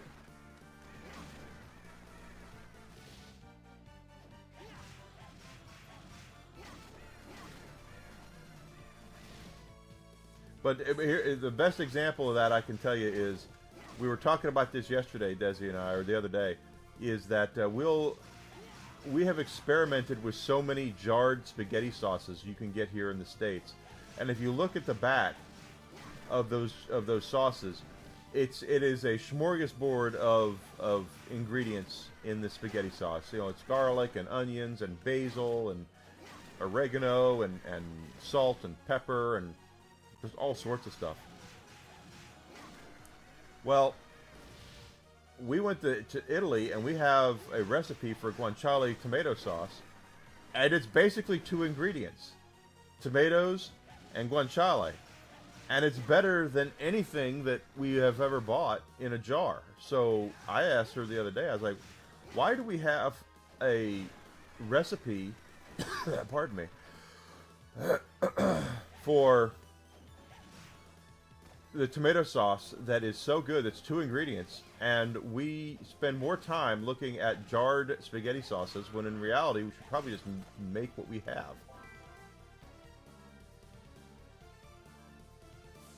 Oh no, no sugar. No sugar in spaghetti sauce. No sugar, none. The simpler a tomato sauce is, the better.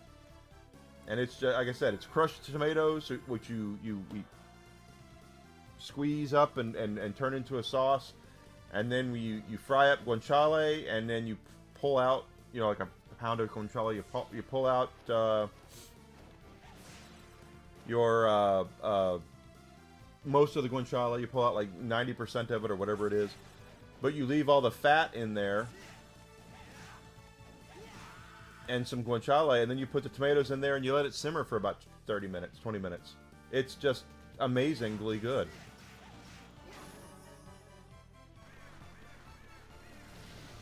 Cabrone's is pretty good sauce. We've had that. But our guanciale is better. The best jarred spaghetti sauce I had was Mario Batali's, but then Mario Batali had to go and get Me Too, like the fat bastard that he is. So obviously he lost all of his endorsements and all of his businesses. So you can't find the Mario Batali sauce anymore.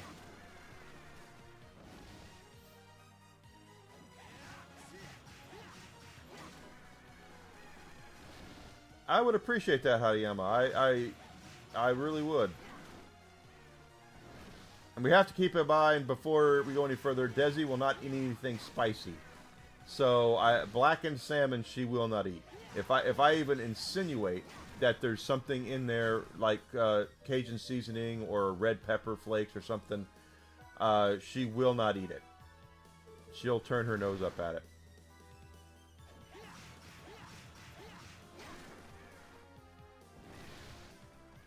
But Daylight's correct. Cabrone's jarred sauce is probably the best one you can get on the market right now. Even some of the other ones, like Rao's, is okay, but Rao's isn't good enough to spend 3 times what a jar of Prego costs.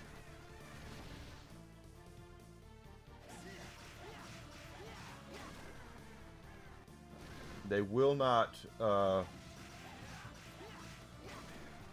It's just, why would I spend $8 on a jar of Rao's when I can get a jar of Prego for $3 and it's just as good? You know, we're almost there with the javelin. Oop, that was wrong.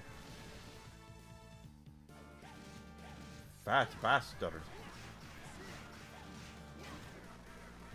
I am a fat bastard.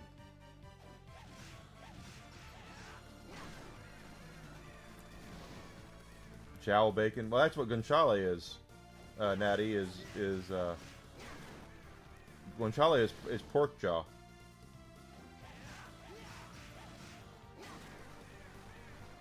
Yeah. Garlic is fine on things. Again, I would experiment with our guanciale sauce and maybe add garlic to it. But it does. The more complex a recipe is for tomato sauce, usually the worse. Not the worse it is, but it's just good tomato sauce is not it should not be complicated.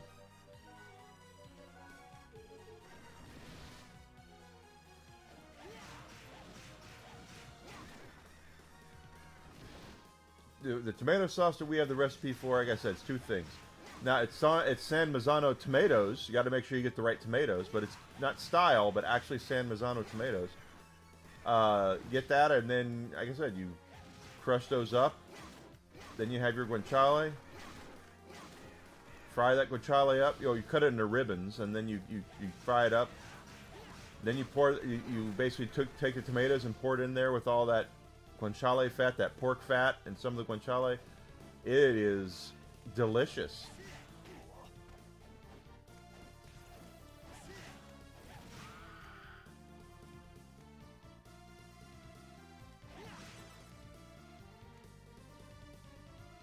Really, I haven't tried that. Heavy on the garlic and onion, please. See, that's the thing, is that the tomato sauce we have the recipe to. There's no garlic, there's no onion, there's no basil, there's none of that. It's just tomatoes and guanciale, and it's frickin' delicious.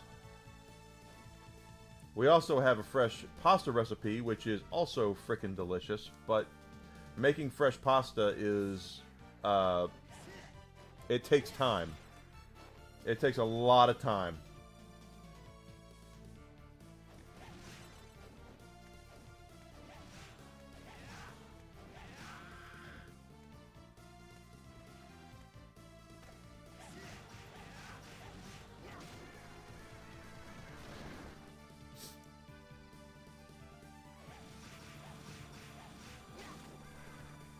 Okay, now we're doing all right. Ooh, we're almost there with the spear, with the javelin.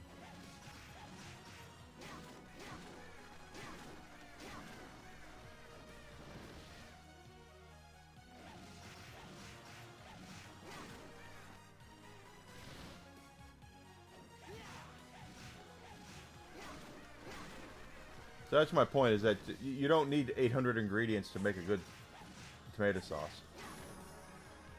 Master. All right, we've mastered that.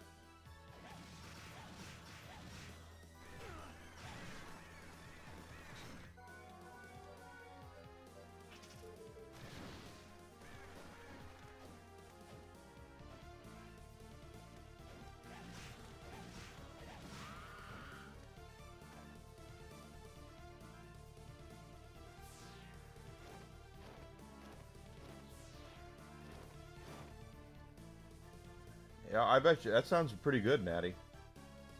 I'll have to actually. That's an idea.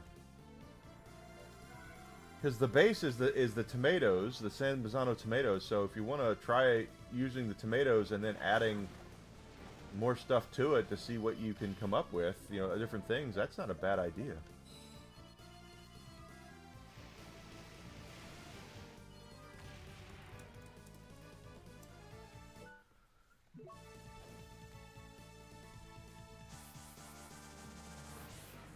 Black pepper. Actually, that's kind of a lie. Pecorino cheese. Now that I'm thinking about it, you also add pecorino cheese. I forgot about the pecorino. And as they say in Italy, if you don't think you've added enough, add more. You can't add pecorino cheese. You can't add enough pepperoni cheese. I forgot about the pecorino.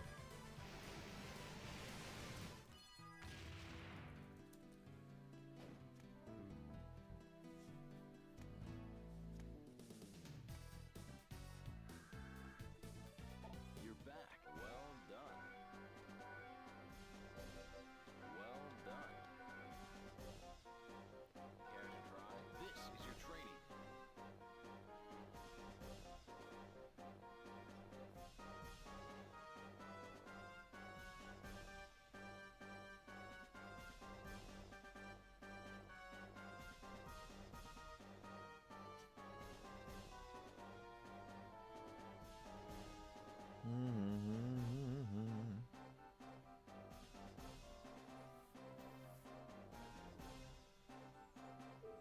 Okay.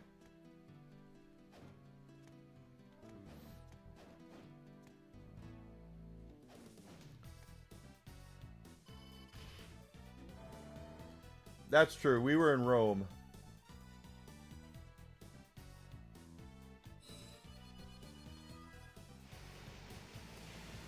That is correct. We were in Rome when they gave us that recipe, but they were very forward about the pecorino. I don't know if this is the right area or not. It is. Okay.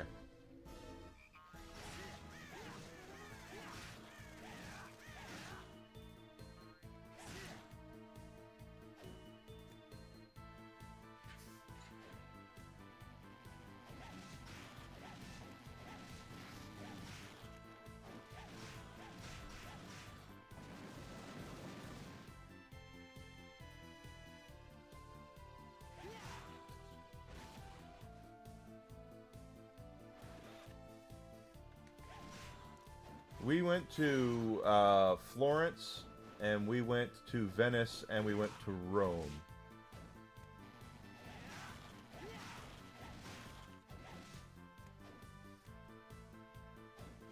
Those are the three places we went, and we ate like I think I gained 10 pounds that trip because we ate like crazy. Oddly enough, the place we thought the worst food was Venice. We thought Venice had the worst food out of all three of them.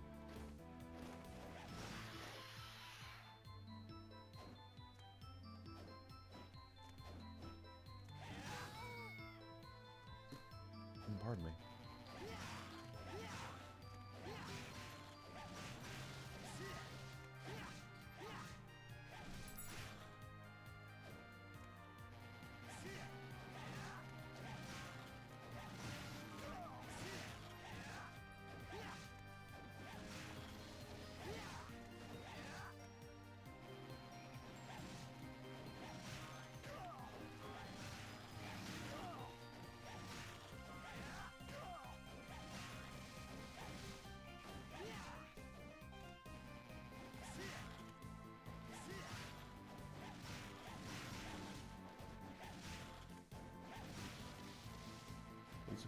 Supposed to drop something.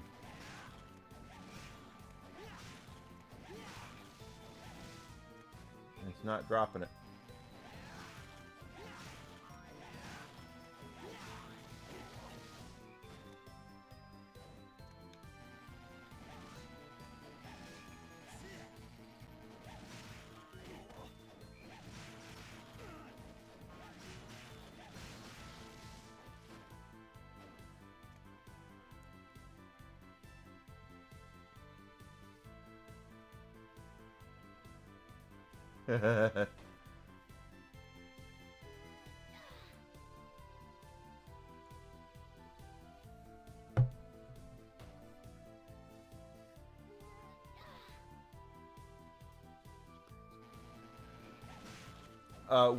This is actually really, I've told people this before. When we went, the company that we scheduled all of our stuff with had all three cities we went to, they had you pay for a dinner and you go and they will give you an authentic experience dinner at the three cities we were in: Rome, Florence, and Venice. And we kind of thought those dinners were just kind of okay. You know, the Rome one was probably the best one, but Desi also went online and found a place that had street food tours, where you could go and you'd get a guide that would take you around the city and take you to some of the best places to get street food. And let me tell you something, that was amazing, especially in Rome. We had the guy who was our guide in Rome was a chef, so he's taken us around to his favorite places in Rome to get food, just street food, not big fancy touristy restaurants, but just street food, and it was ungodly good. All three of them, we were like, this was worth it.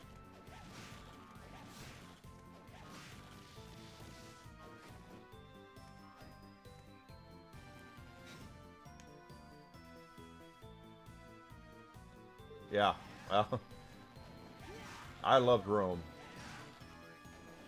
I would love to go back to Rome, because I think we only saw about 10% what there is in Rome.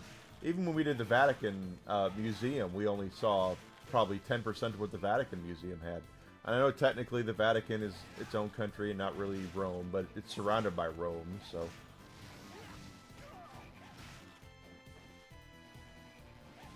For those who don't know, that's a trivia question. Smallest country in the world by area is Vatican City, and it's also the only landlocked country in Europe.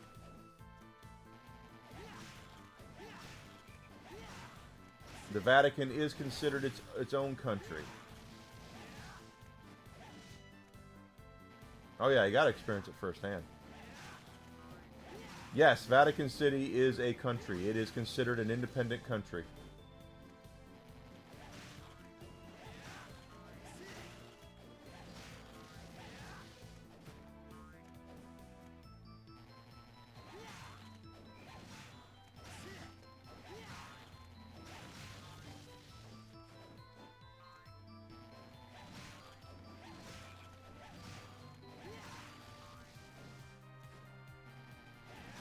Now, they abide by a lot of the Italian laws, of course, but Vatican City is its own country.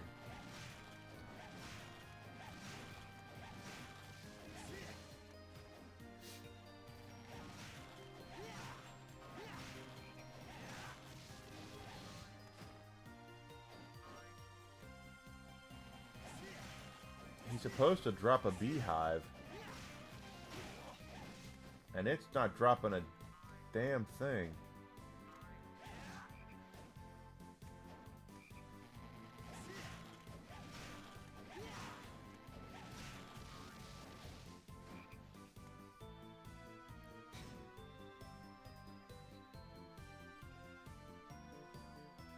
Yep, it is it's its own independent country. But again, obviously, if you look at it, Rome surrounds Vatican City completely. So, yes, the Italians there, you know, they still abide by a lot of the Italian laws, but they don't have to. If you go into Vatican City, the Swiss Guard are the ones you have to. They're the police in the Vatican.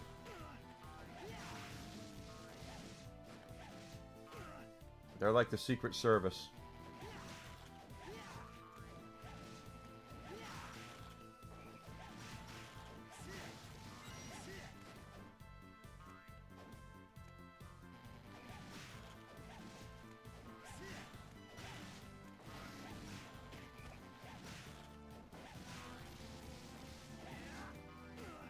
Good Lord.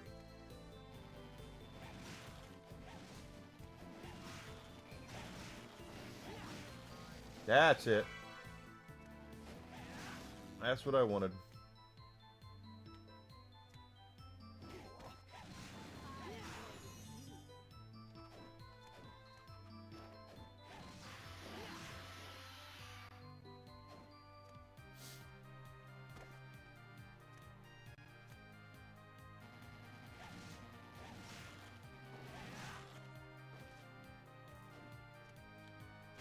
Yo. Vatican City is... Yeah, we went to Vatican City. Desi has a bad back, so we weren't able to see the whole thing. But we did go see the Sistine Chapel. That's the entire reason we really wanted to go, but we missed a whole lot of other things.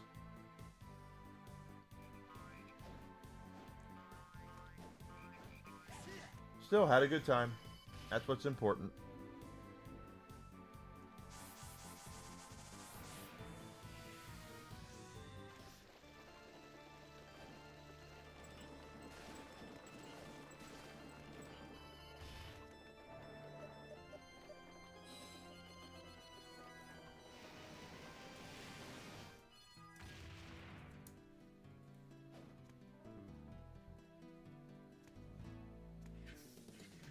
Out of curiosity, I'm wondering if Alucard's spear, now that we have that.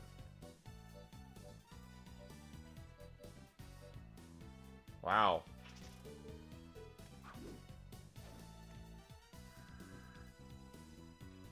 You're back. Excellent.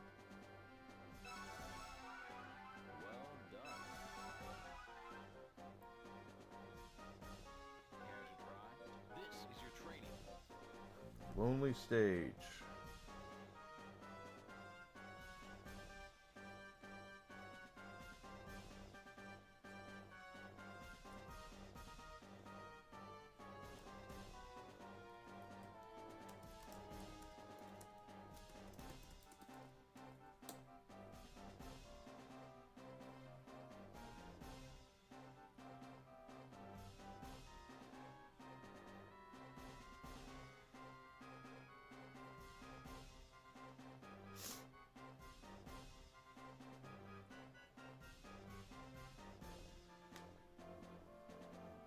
Okay, I see that.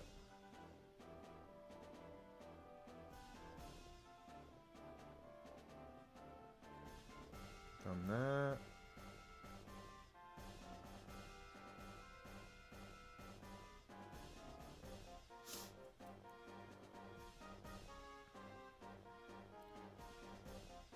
Done that.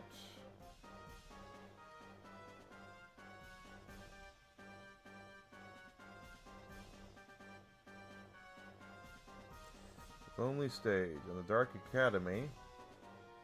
Dark Academy. I think we were just there.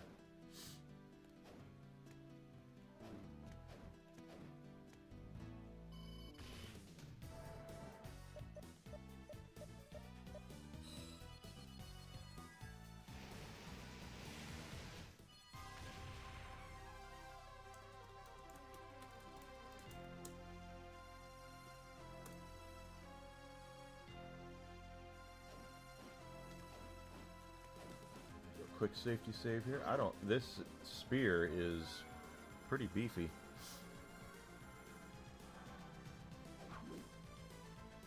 This is the spear that Eric Lacard used in Castlevania Bloodlines. If you're not aware, Castlevania Bloodlines is this is actually a kind of a sequel to that. Dark Academy. That's not it. That's not it. What is this one?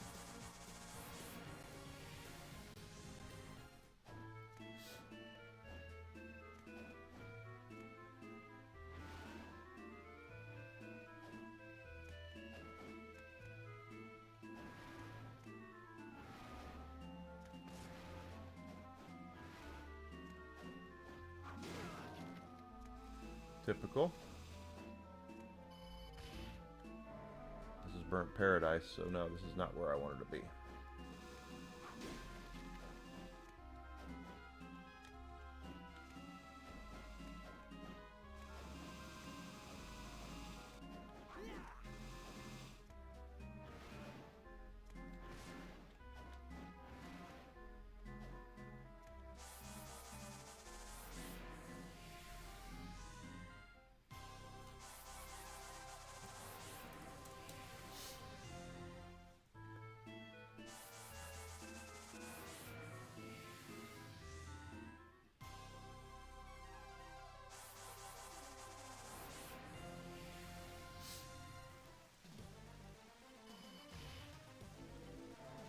This is it. Okay, there's a piano here we're looking for.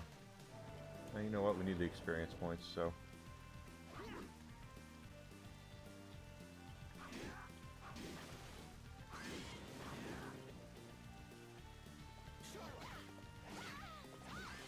Give me...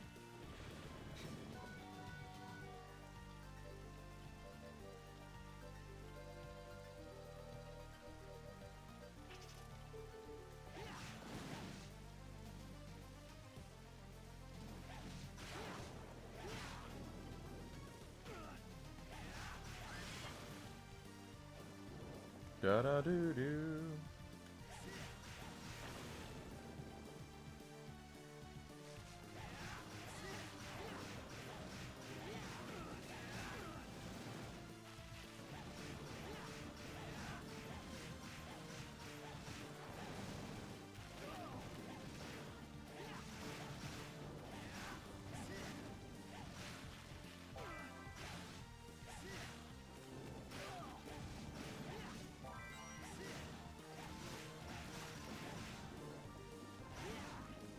Keep taking the XP, baby. Those flea men can eat a dick. Fleaman can always eat a dick.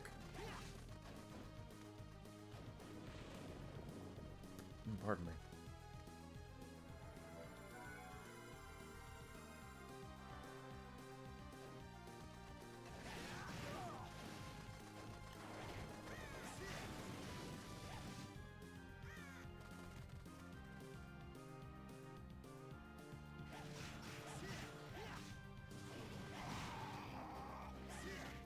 Damn it.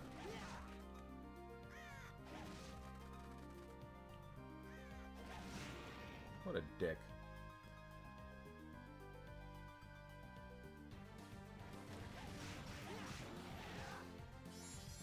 Yeah, the vampire killer, because it's a holy weapon, is actually doing some pretty... It's eating some pretty good stuff here.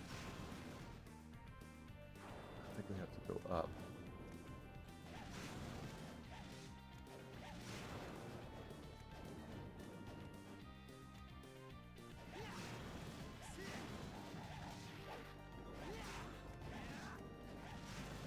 Well, it's not a one-hit kill on everything, but it's pretty damn good.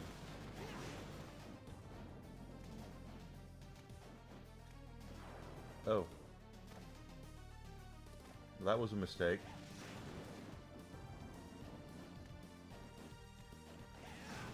That's okay, though.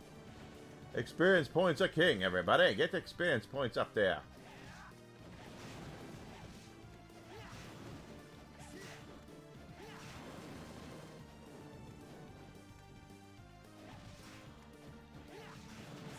They drop a 5-star... Something that those old axe armors drop is a 5-star drop. I wonder what it is.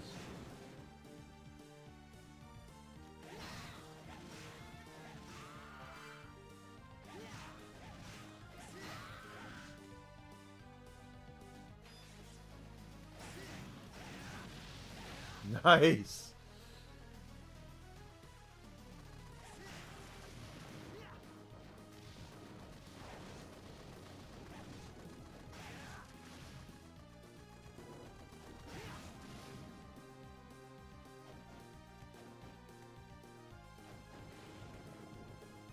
Wicked nice.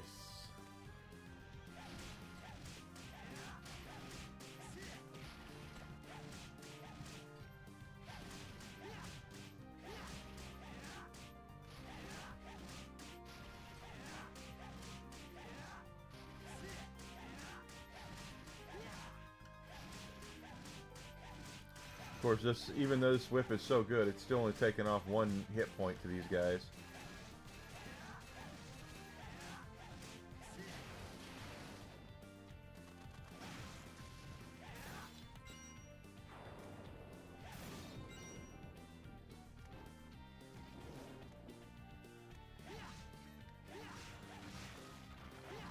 Well, still 3 hits on the Minotaur.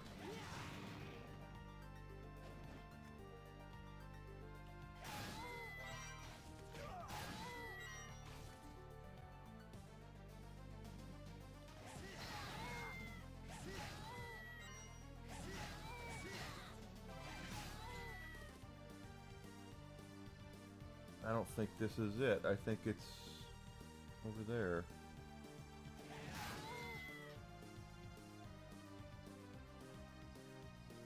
There's a well, this is it. This is the piano, right?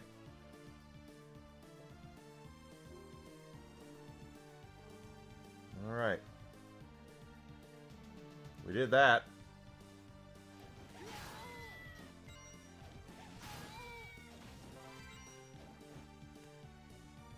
Getting a lot of cotton aprons.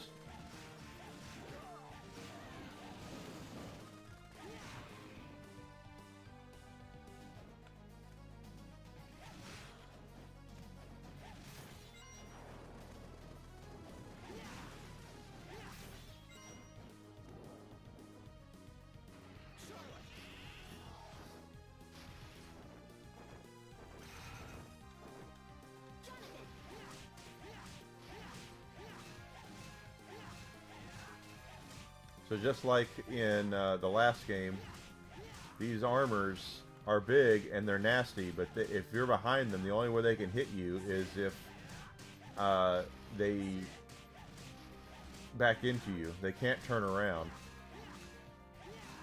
There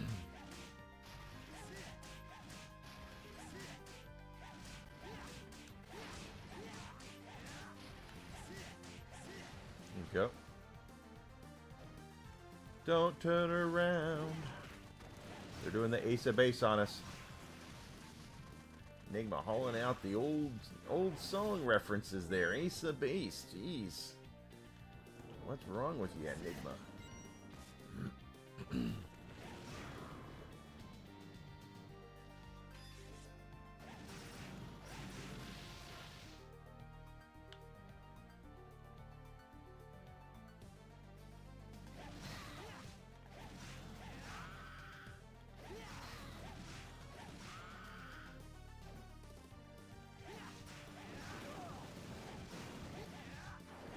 I wonder what that son of a bitch drops that's so damn rare.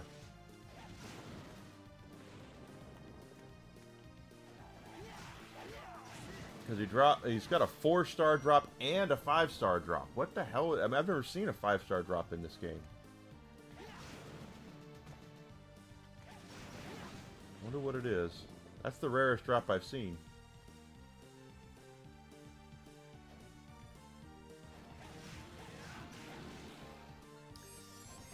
Anyway, so today, I don't know if it starts when it starts, but round 2 and round 3 of the NFL draft start, and then tomorrow will be everything else, 4, 5, 6, and 7.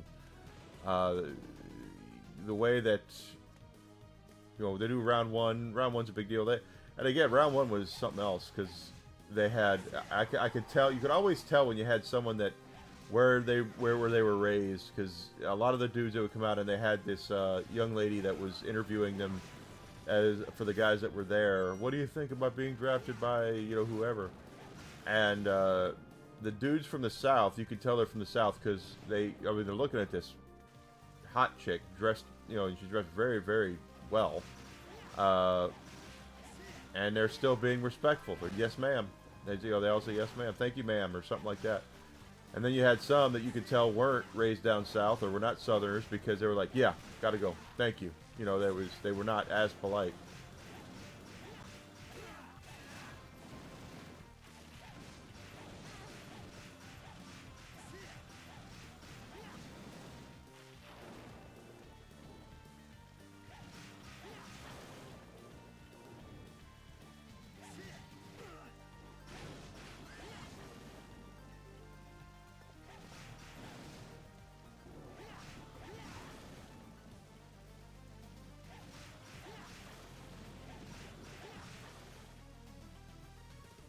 Almost about to level up again, so that's cool.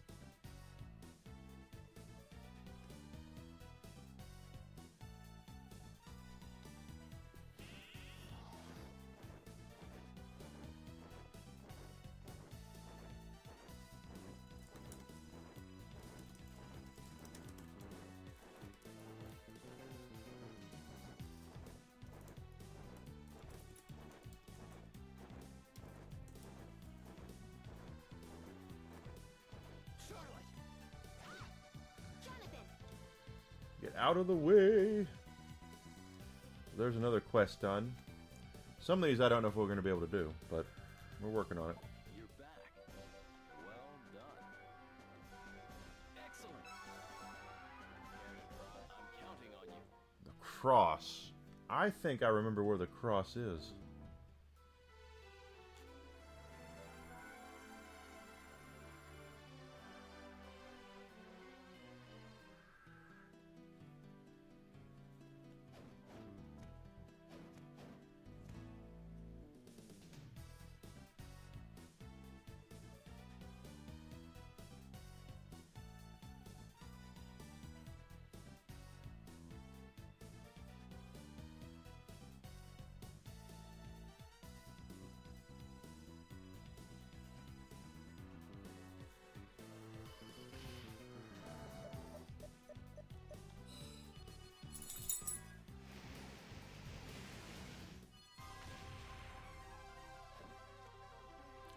Pretty sure the cross is in the upside down circus area. I seem to remember it being there.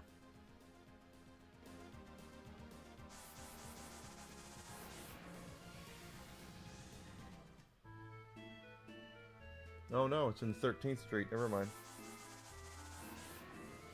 I'm wrong. It's probably better for us, and that way we get more experience that way.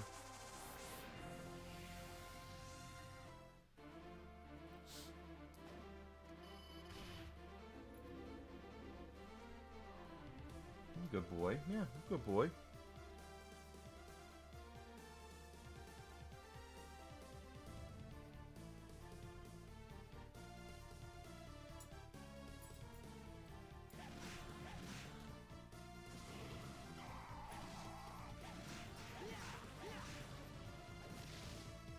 Don't forget not to run into those guys after you strike them down, because they'll nuke you.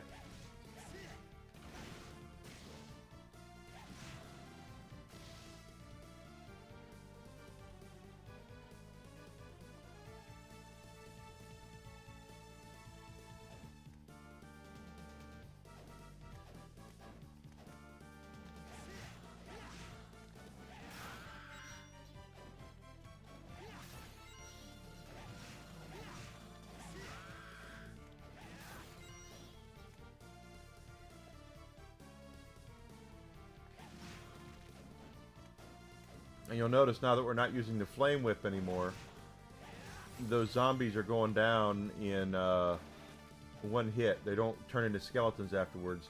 The flame whip was burning off their flesh, and then the skeletons were underneath.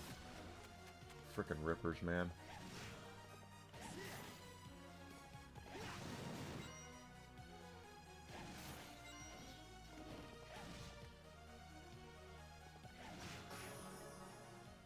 My favorite.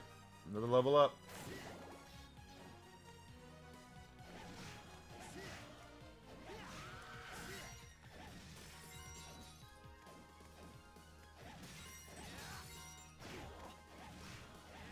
And I know Charlotte would take them down in 2 hits instead of 1, but it's okay. Or 3, I mean. Jonathan still seems to be the better of the 2 characters. Just simply because of how he's got reach, he's got better defense.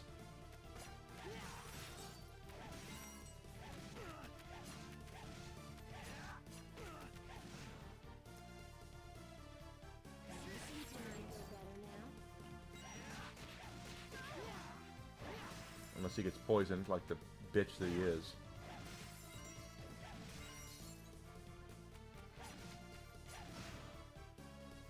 Yeah, I'd like to talk to Iga about these Ripper flea men. What's one of the least favorite enemies in all of Castlevania? The flea men. And Iga's like, yeah, we know you hate the flea men. Let's make them a little more deadly.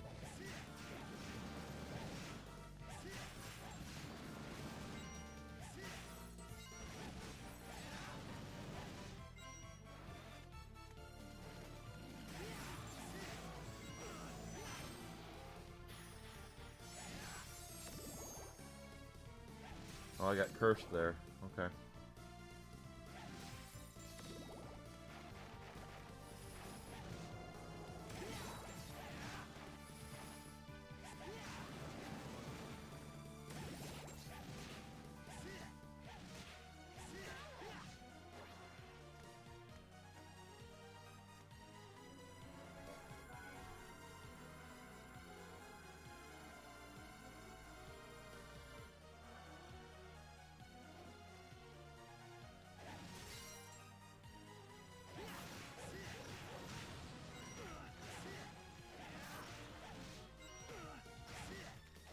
Guys, just pop up there.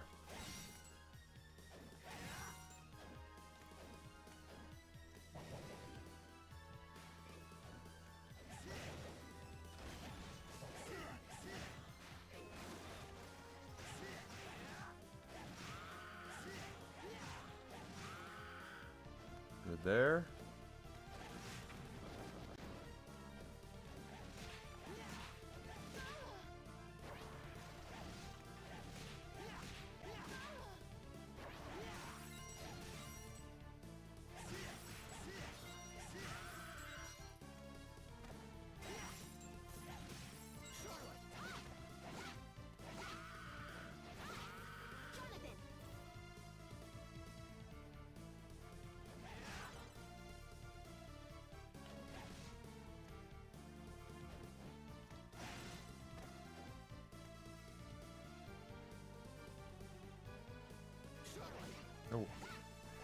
No.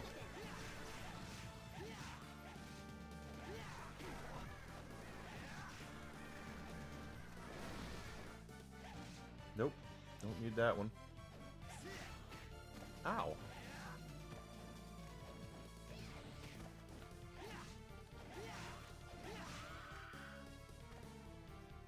Like, is this where the cross is?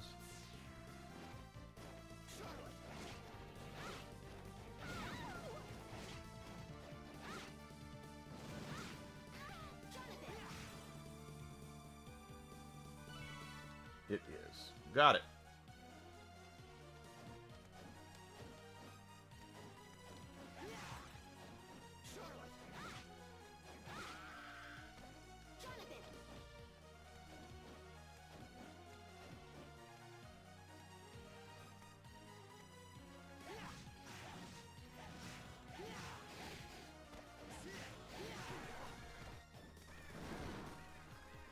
Hey there, I sent you my 2 favorite. Okay, cool. Thank you so much, Harayama. I appreciate it. You hate? Well, you know that's what we do here. We do freedom units.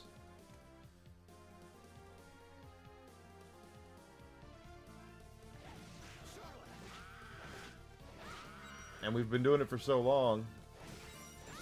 I always find it funny that when you'll see these politicians that are going to run for president in bastard. You're going to see some politicians running for president in 2028, and I guarantee you at least one of them is going to say, I'm going to make it to where we use the metric system. It happens every presidential cycle. We have some goof who apparently thinks that what America one of the things that America is really struggling with right now is the fact that we don't have the metric system.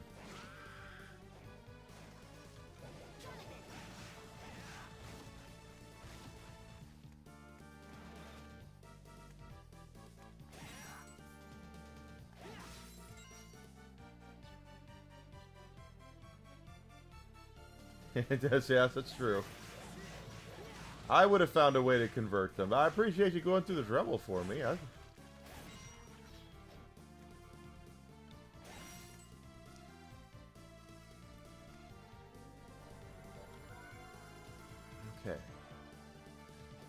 Continue moving right along and getting our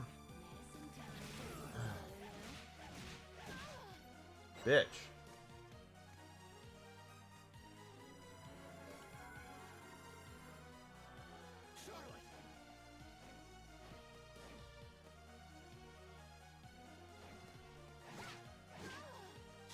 You got better math. You're better at math than I am.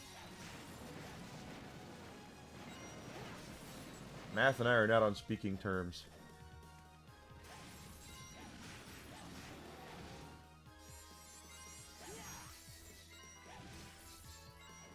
When I was getting my master's degree, I remember asking my counselor, so how many math classes do I have to take? It's like, well, you have to take one accounting class and one finance class. I was like, okay, that's fine.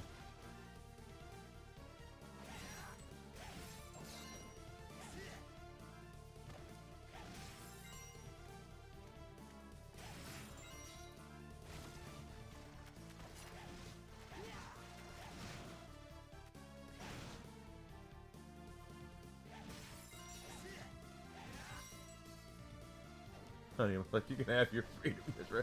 Dude, I mean, it's called imperialist. What we use, the imperialism units. Do they really call them the freedom units everywhere else in the world?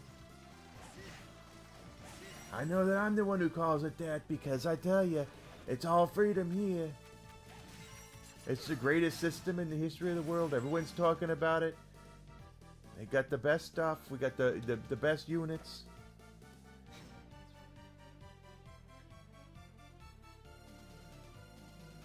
Yeah, I gotta whip out it's true.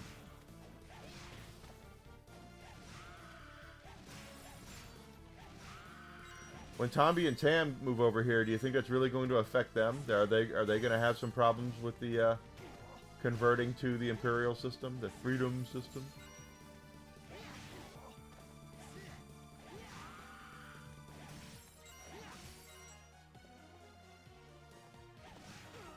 Hashtag freedom units.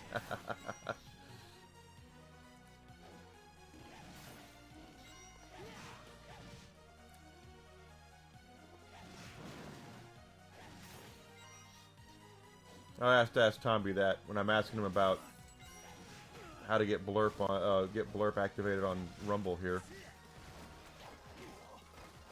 I just say, Tomby, can you tell me, are you and Tam gonna be okay? Do you need gonna need some help adjusting to the American measuring system? You know, are you gonna be okay with saying miles instead of kilometers?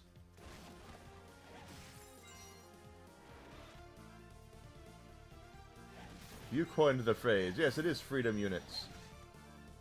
I went the wrong way. That's what I do. I go the wrong way. I was talking the other day about it. Everyone was talking about it, and I don't really go the wrong way. Everyone else is going the wrong way. I'm just going the right way. I know my Trump is not very good.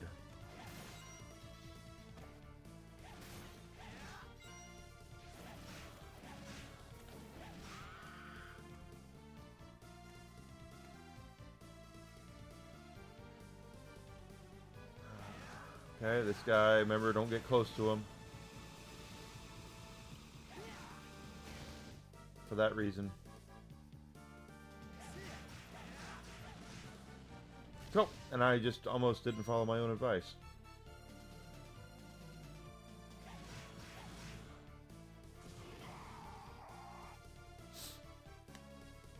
It's good enough.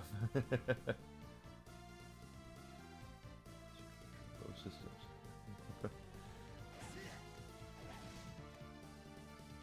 When my first impression I ever did as a kid was George H.W. Bush. How you doing there? Good to see you. Glad to meet your acquaintance. 1,000 points of light, all that. I could do that. Which is really an impression of Dana Carvey doing an impression of George H.W. Bush. And then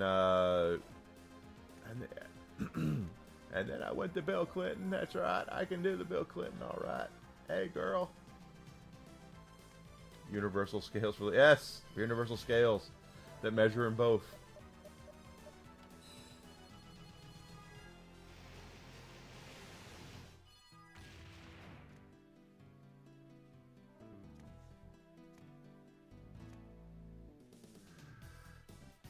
You're back.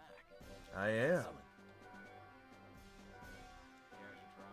I'm counting on you. Constitution to at least 100. That's a Jonathan thing, right? What's his constitution at right now? 73. Okay, so what can we do to boost constitution?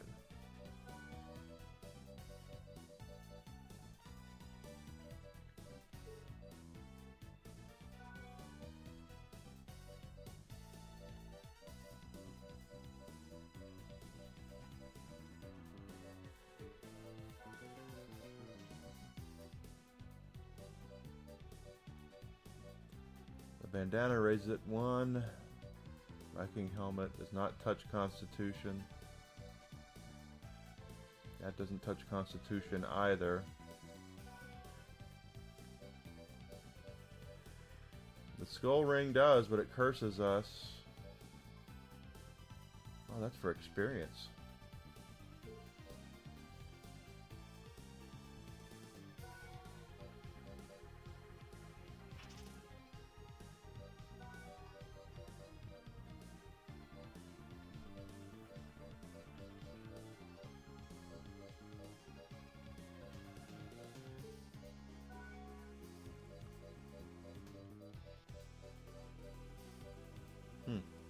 Interesting. I know Charlotte has a increased constitution thing here, right? But I don't think it increases it that much.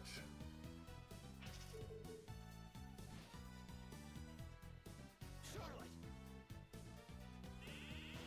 Jonathan. Yeah, it raises it up to 88, but that's about it.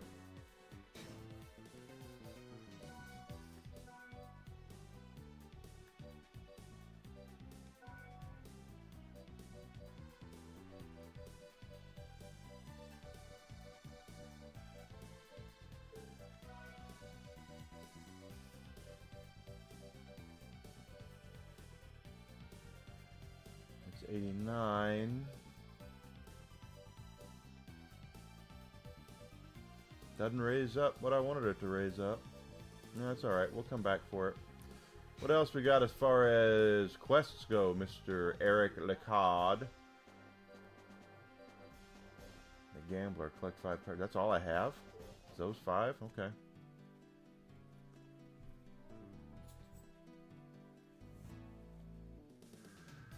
Oh, that's cool. Yeah, does it like is it like an analog scale? So you have on one side it'll give you the imperial, and the other side it'll give you the metric.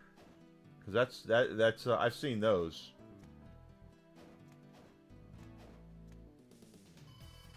Not a digital scale, but a analog scale.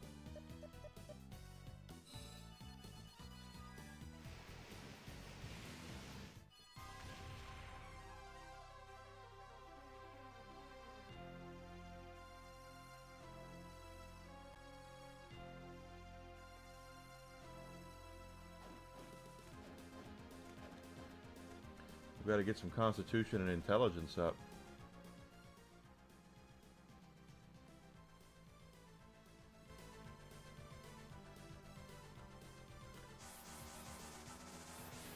It's a digital scale. You hit the button and show. Oh, that's cool. That's actually a lot handier.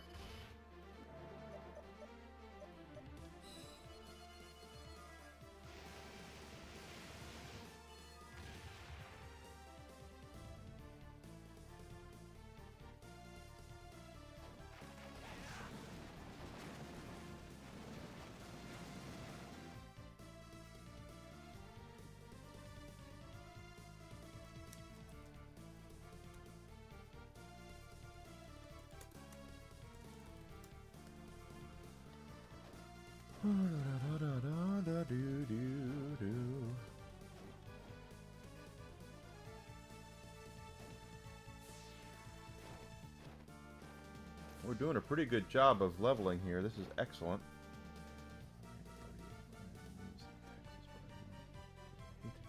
That's right.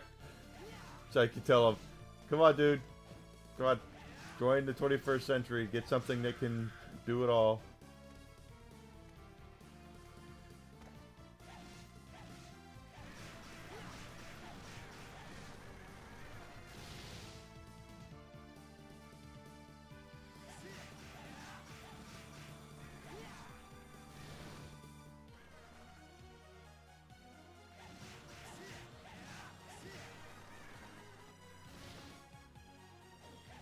Different color. Sometimes it's the different colors all that counts. You know, I was my favorite color is red, and I had a salsa. I have a salsa recipe I like to make every once in a while, and I was like, I need to get a blender for it, even though I really don't. I need a food processor for it. That's an idea, because I think we have one. I have to think about that, but it's a really good recipe, and I really like it. But I was looking at getting a blender, and so I'm at Walmart, and I go and they have Walmart has blenders on sale, and they were red, and I'm like, well, that's a sign right there that I'm supposed to get one of these things.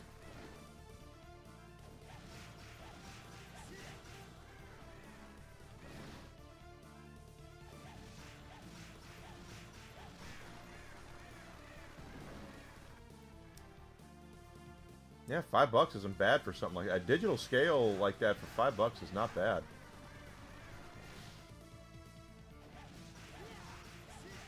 Hell, I might have to get one. Especially because our scale is an analog scale, but it only goes up to a pound. So whenever I am trying to weigh, it doesn't even go up to a pound, I should say.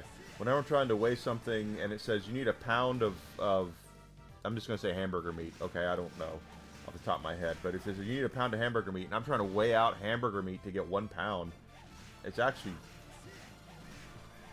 I mean, you can make it work on that scale, but it's difficult to use.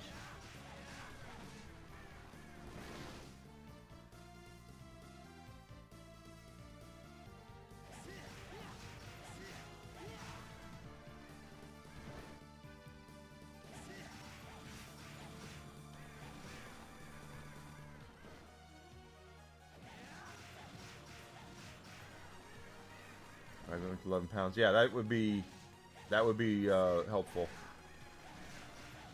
There was something. Oh, you know what it was? A couple weeks ago, I was making a pork tenderloin, and I don't know how it is over there in Europe, Hariyama, but here they put the instructions of how to prepare something usually on the package. Well, when I bought that pork tenderloin that I was making, they had put so many stickers on the tenderloin that they were over the instructions, and I couldn't really read them. So I couldn't read the weight. So I had to go online, and it says, "Oh, for every pound you have, it's this." And I just kind of had to, when it was all said and done, because I didn't have a scale that could measure it, I just ended up just going, "Okay, well, fine. I'll just assume it's about a pound." And I put it, instead of, it's like 25 minutes per pound or something, and I put it in for 30, and it worked out. It turned out really good, so I just had to guess.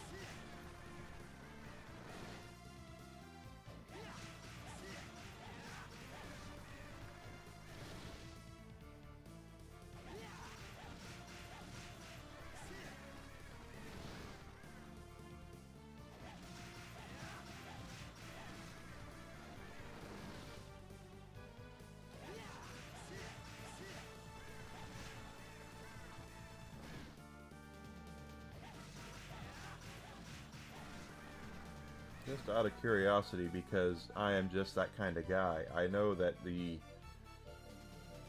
Alucard spear is... That's not the Alucard spear. There it is. I just want to see how much damage it does to him. Not as much as the whip. See that? It's a stronger weapon, but because of his weakness to holy, the whip does more damage.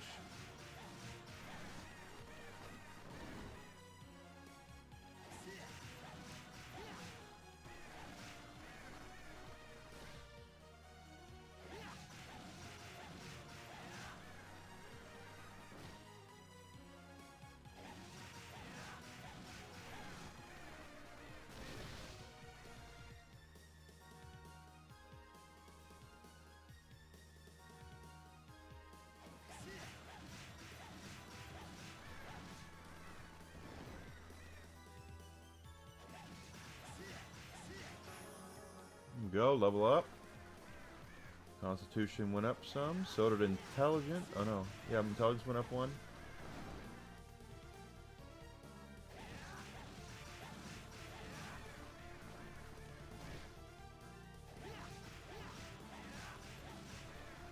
Try to beat this today probably, and then Monday we'd start with Order of Ecclesia. After Castlevania, I'm not 100% sure what we're going to do. I know Grizzled said something, Grizzled Entertainment said he wouldn't mind seeing Simon's Quest completed, so I might do that. I might do Castlevania 2 Simon's Quest. Since I have the Switch hooked up to the capture card, the Switch 2, it doesn't, no problem with doing that at all. Because I do have the Classic Collection. We'll see. We'll do that. Maybe we'll do... I know I've mentioned about wanting to do A Link to the Past. I wouldn't mind doing Wind Waker, quite honestly. I love Wind Waker. That's another really good Zelda game. Ocarina, I've not played in a long time. Ocarina of Time might be a good one to play.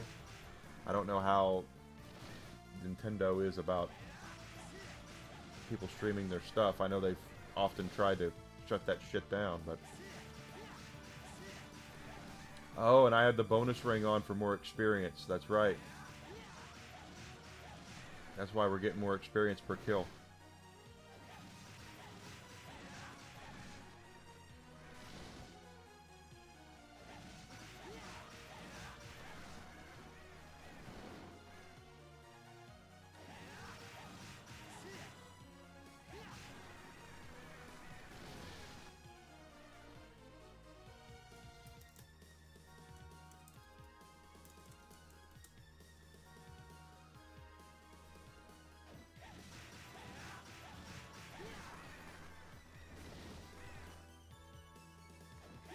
That sounds like fun. Warframe. I've never played Warframe. I always see them on PlayStation Network. They offer, because I'm a PlayStation Plus member. They have all the Warframe stuff up there you get for being a PlayStation Plus member. I've never played it. I know I want to do, as far as new stuff goes, I really want to do Mouse Detective when I get my physical copy of that in July. I would love to do... I mean, there's a lot of... I have a lot of stuff I've been doing is arcade beat-em-ups and stuff like that, which I love those.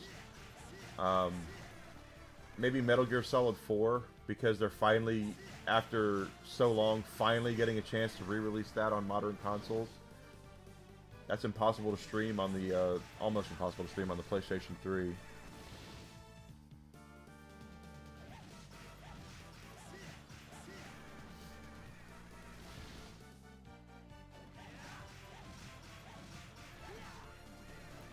Something else. I mean, I've got a couple of classic collections. I'm not spending a lot of money right now because I don't have a lot of money on some games. You know, I'm getting. I think I pre-ordered the Blood Rain collection. I pre-ordered there was a Disney Afternoon collection I pre-ordered. Actually, that should be coming out pretty soon. I'd have to look. As far as new stuff goes, there's just not a lot coming out new that I'm really interested in, at least that's been announced.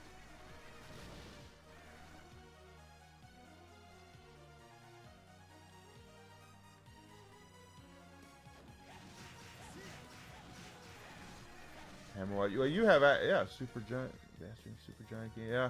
You stream on PC, so you got all sorts of stuff you can do. I don't have a gaming PC, so my stuff has always stuck to doing console. I prefer console. But if I ever get the opportunity, if I ever get a gaming PC, do some stuff like that. And of course, I'll do, you know, when the new bounty packs come out for Borderlands 4, I usually spend a day playing those with you guys. I love doing that.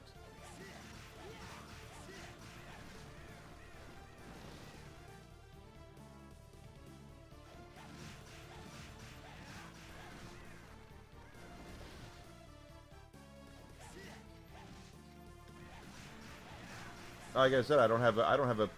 The only PC I have, I use only for streaming off of. Oh, that sounds like fun. Hammerwatch. Okay, I'll check that out. RPG pixel art.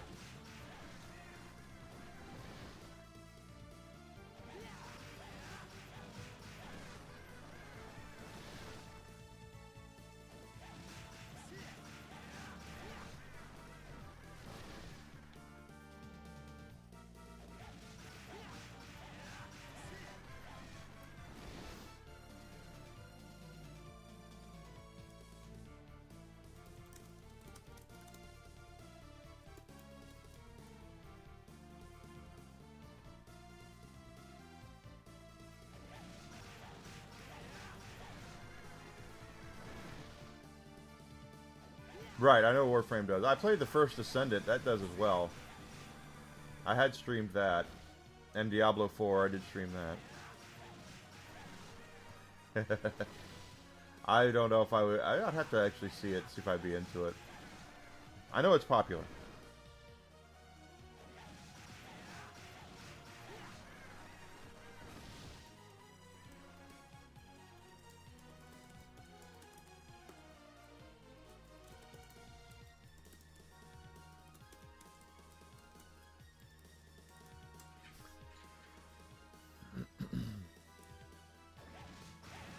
And Borderlands is cross-platform. I know that cross-platform to me the way of the future. I think a lot of the console companies are softening their stance on cross-play between PC and competitive consoles. Probably the last holdout's probably going to be Nintendo. Nintendo's always that way. But Sony and Microsoft seem to be kind of strange bedfellows right now. So, but I still believe Microsoft has basically kind of surrendered the console market to Sony, and they're going to continue working on PC.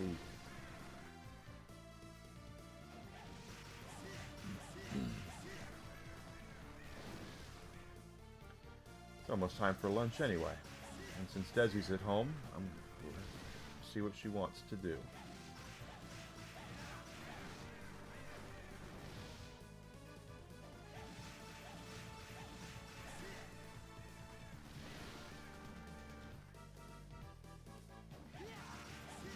course, I don't know what we're doing for dinner yet either. We'll figure that out when we get to it.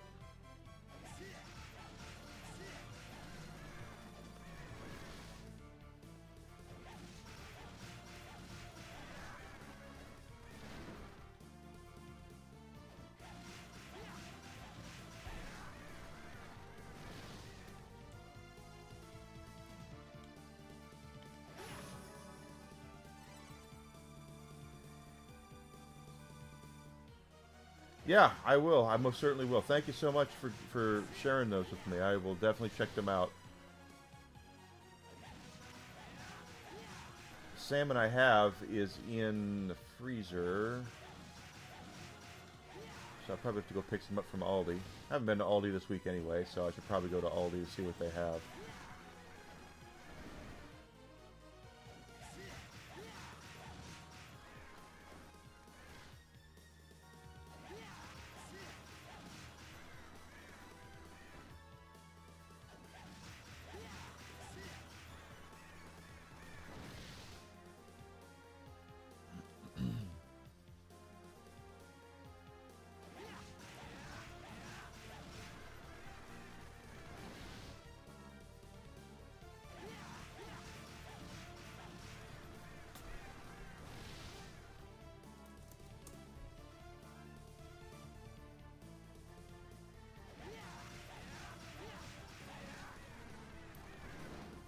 Trying to get our Constitution intelligence up. Sure, intelligence is almost at 80. I think once it gets to 80, we should be able to get the mental challenge done. Constitution, I need 10 more Constitution because of the Constitution spell would bring it up 15. So that'll bring it up to 90. So we can get it there.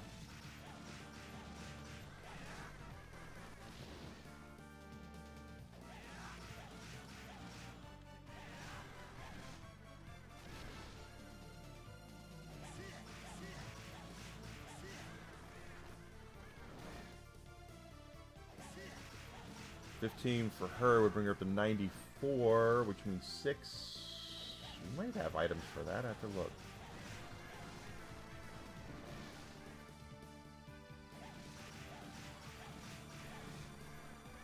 But this whip is just tearing this guy up.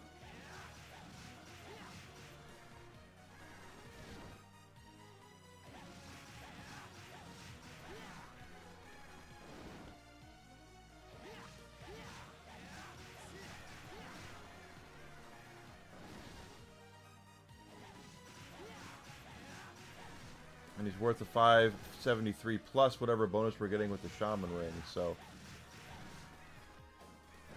I don't know if it doubles it.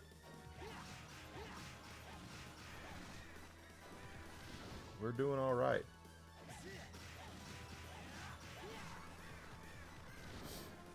Really would like to kind of have a roadmap of what games I want to play. Since Grizzled Entertainment said he wanted to see Simon's Quest, when we're done with Order of Ecclesia, maybe we'll do, probably do Simon's Quest. And then after that, maybe we'll run into some Nintendo stuff. I know that next month for my Rumble Premium streams, I want to start some Saturn stuff with you guys.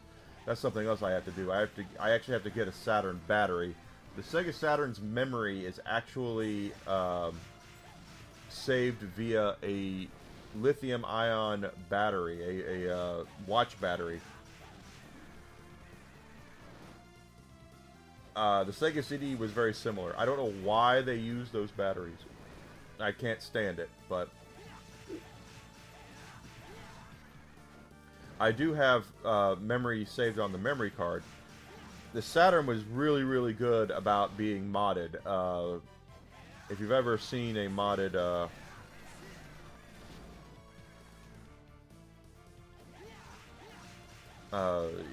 there's a cartridge slot in the back of the unit, and that sucker basically you stick a specific action replay in there, and it does everything. It's a memory card. It's a cheating device if you want it to be. It mods your system to play Japanese games, and it's the 4 meg upgrade cart, RAM cart upgrade that Capcom put out for some of their games, which is another thing I can do. I'll be Ooh.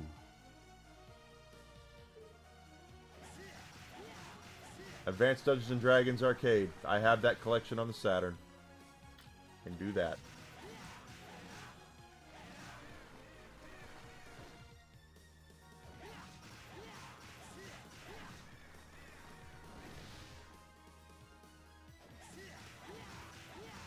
Just sitting there thinking out loud of things we can do. But that'll probably be some Rumble Premium stuff, is getting the Saturn up and going, and we can play some really classic stuff. Magic Knight Grey Earth, Dragon Force, Albert Odyssey, Shining Wisdom, Guardian Heroes, stuff like that.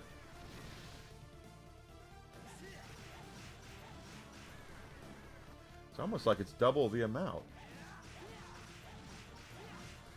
Yeah, because we're almost double. We're gaining some really good XP from this guy.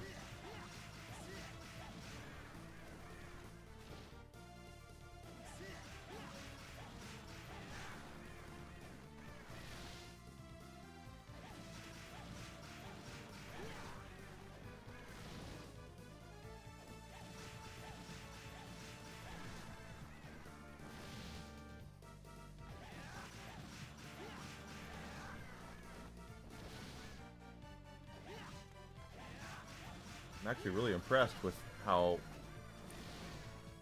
quickly this is going.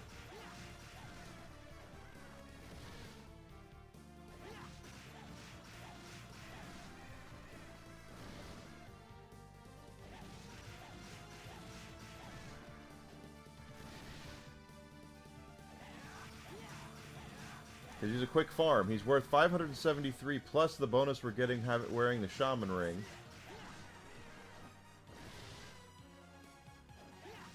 And he goes down fast because of the whip, and he's just right there, and it's just pop in, kill him, and pop out. It's really, really nice.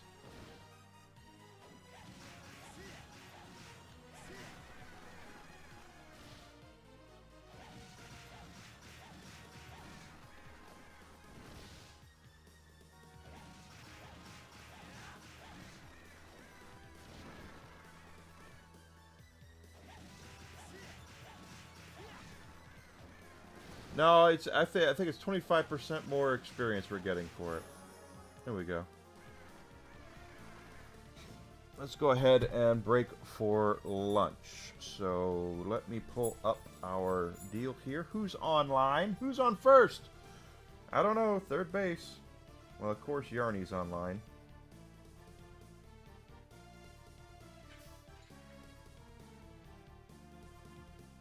Let's...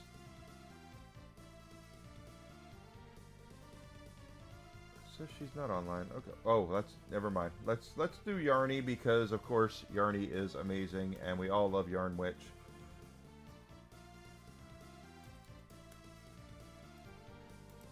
So I'm gonna read it out to her, guys.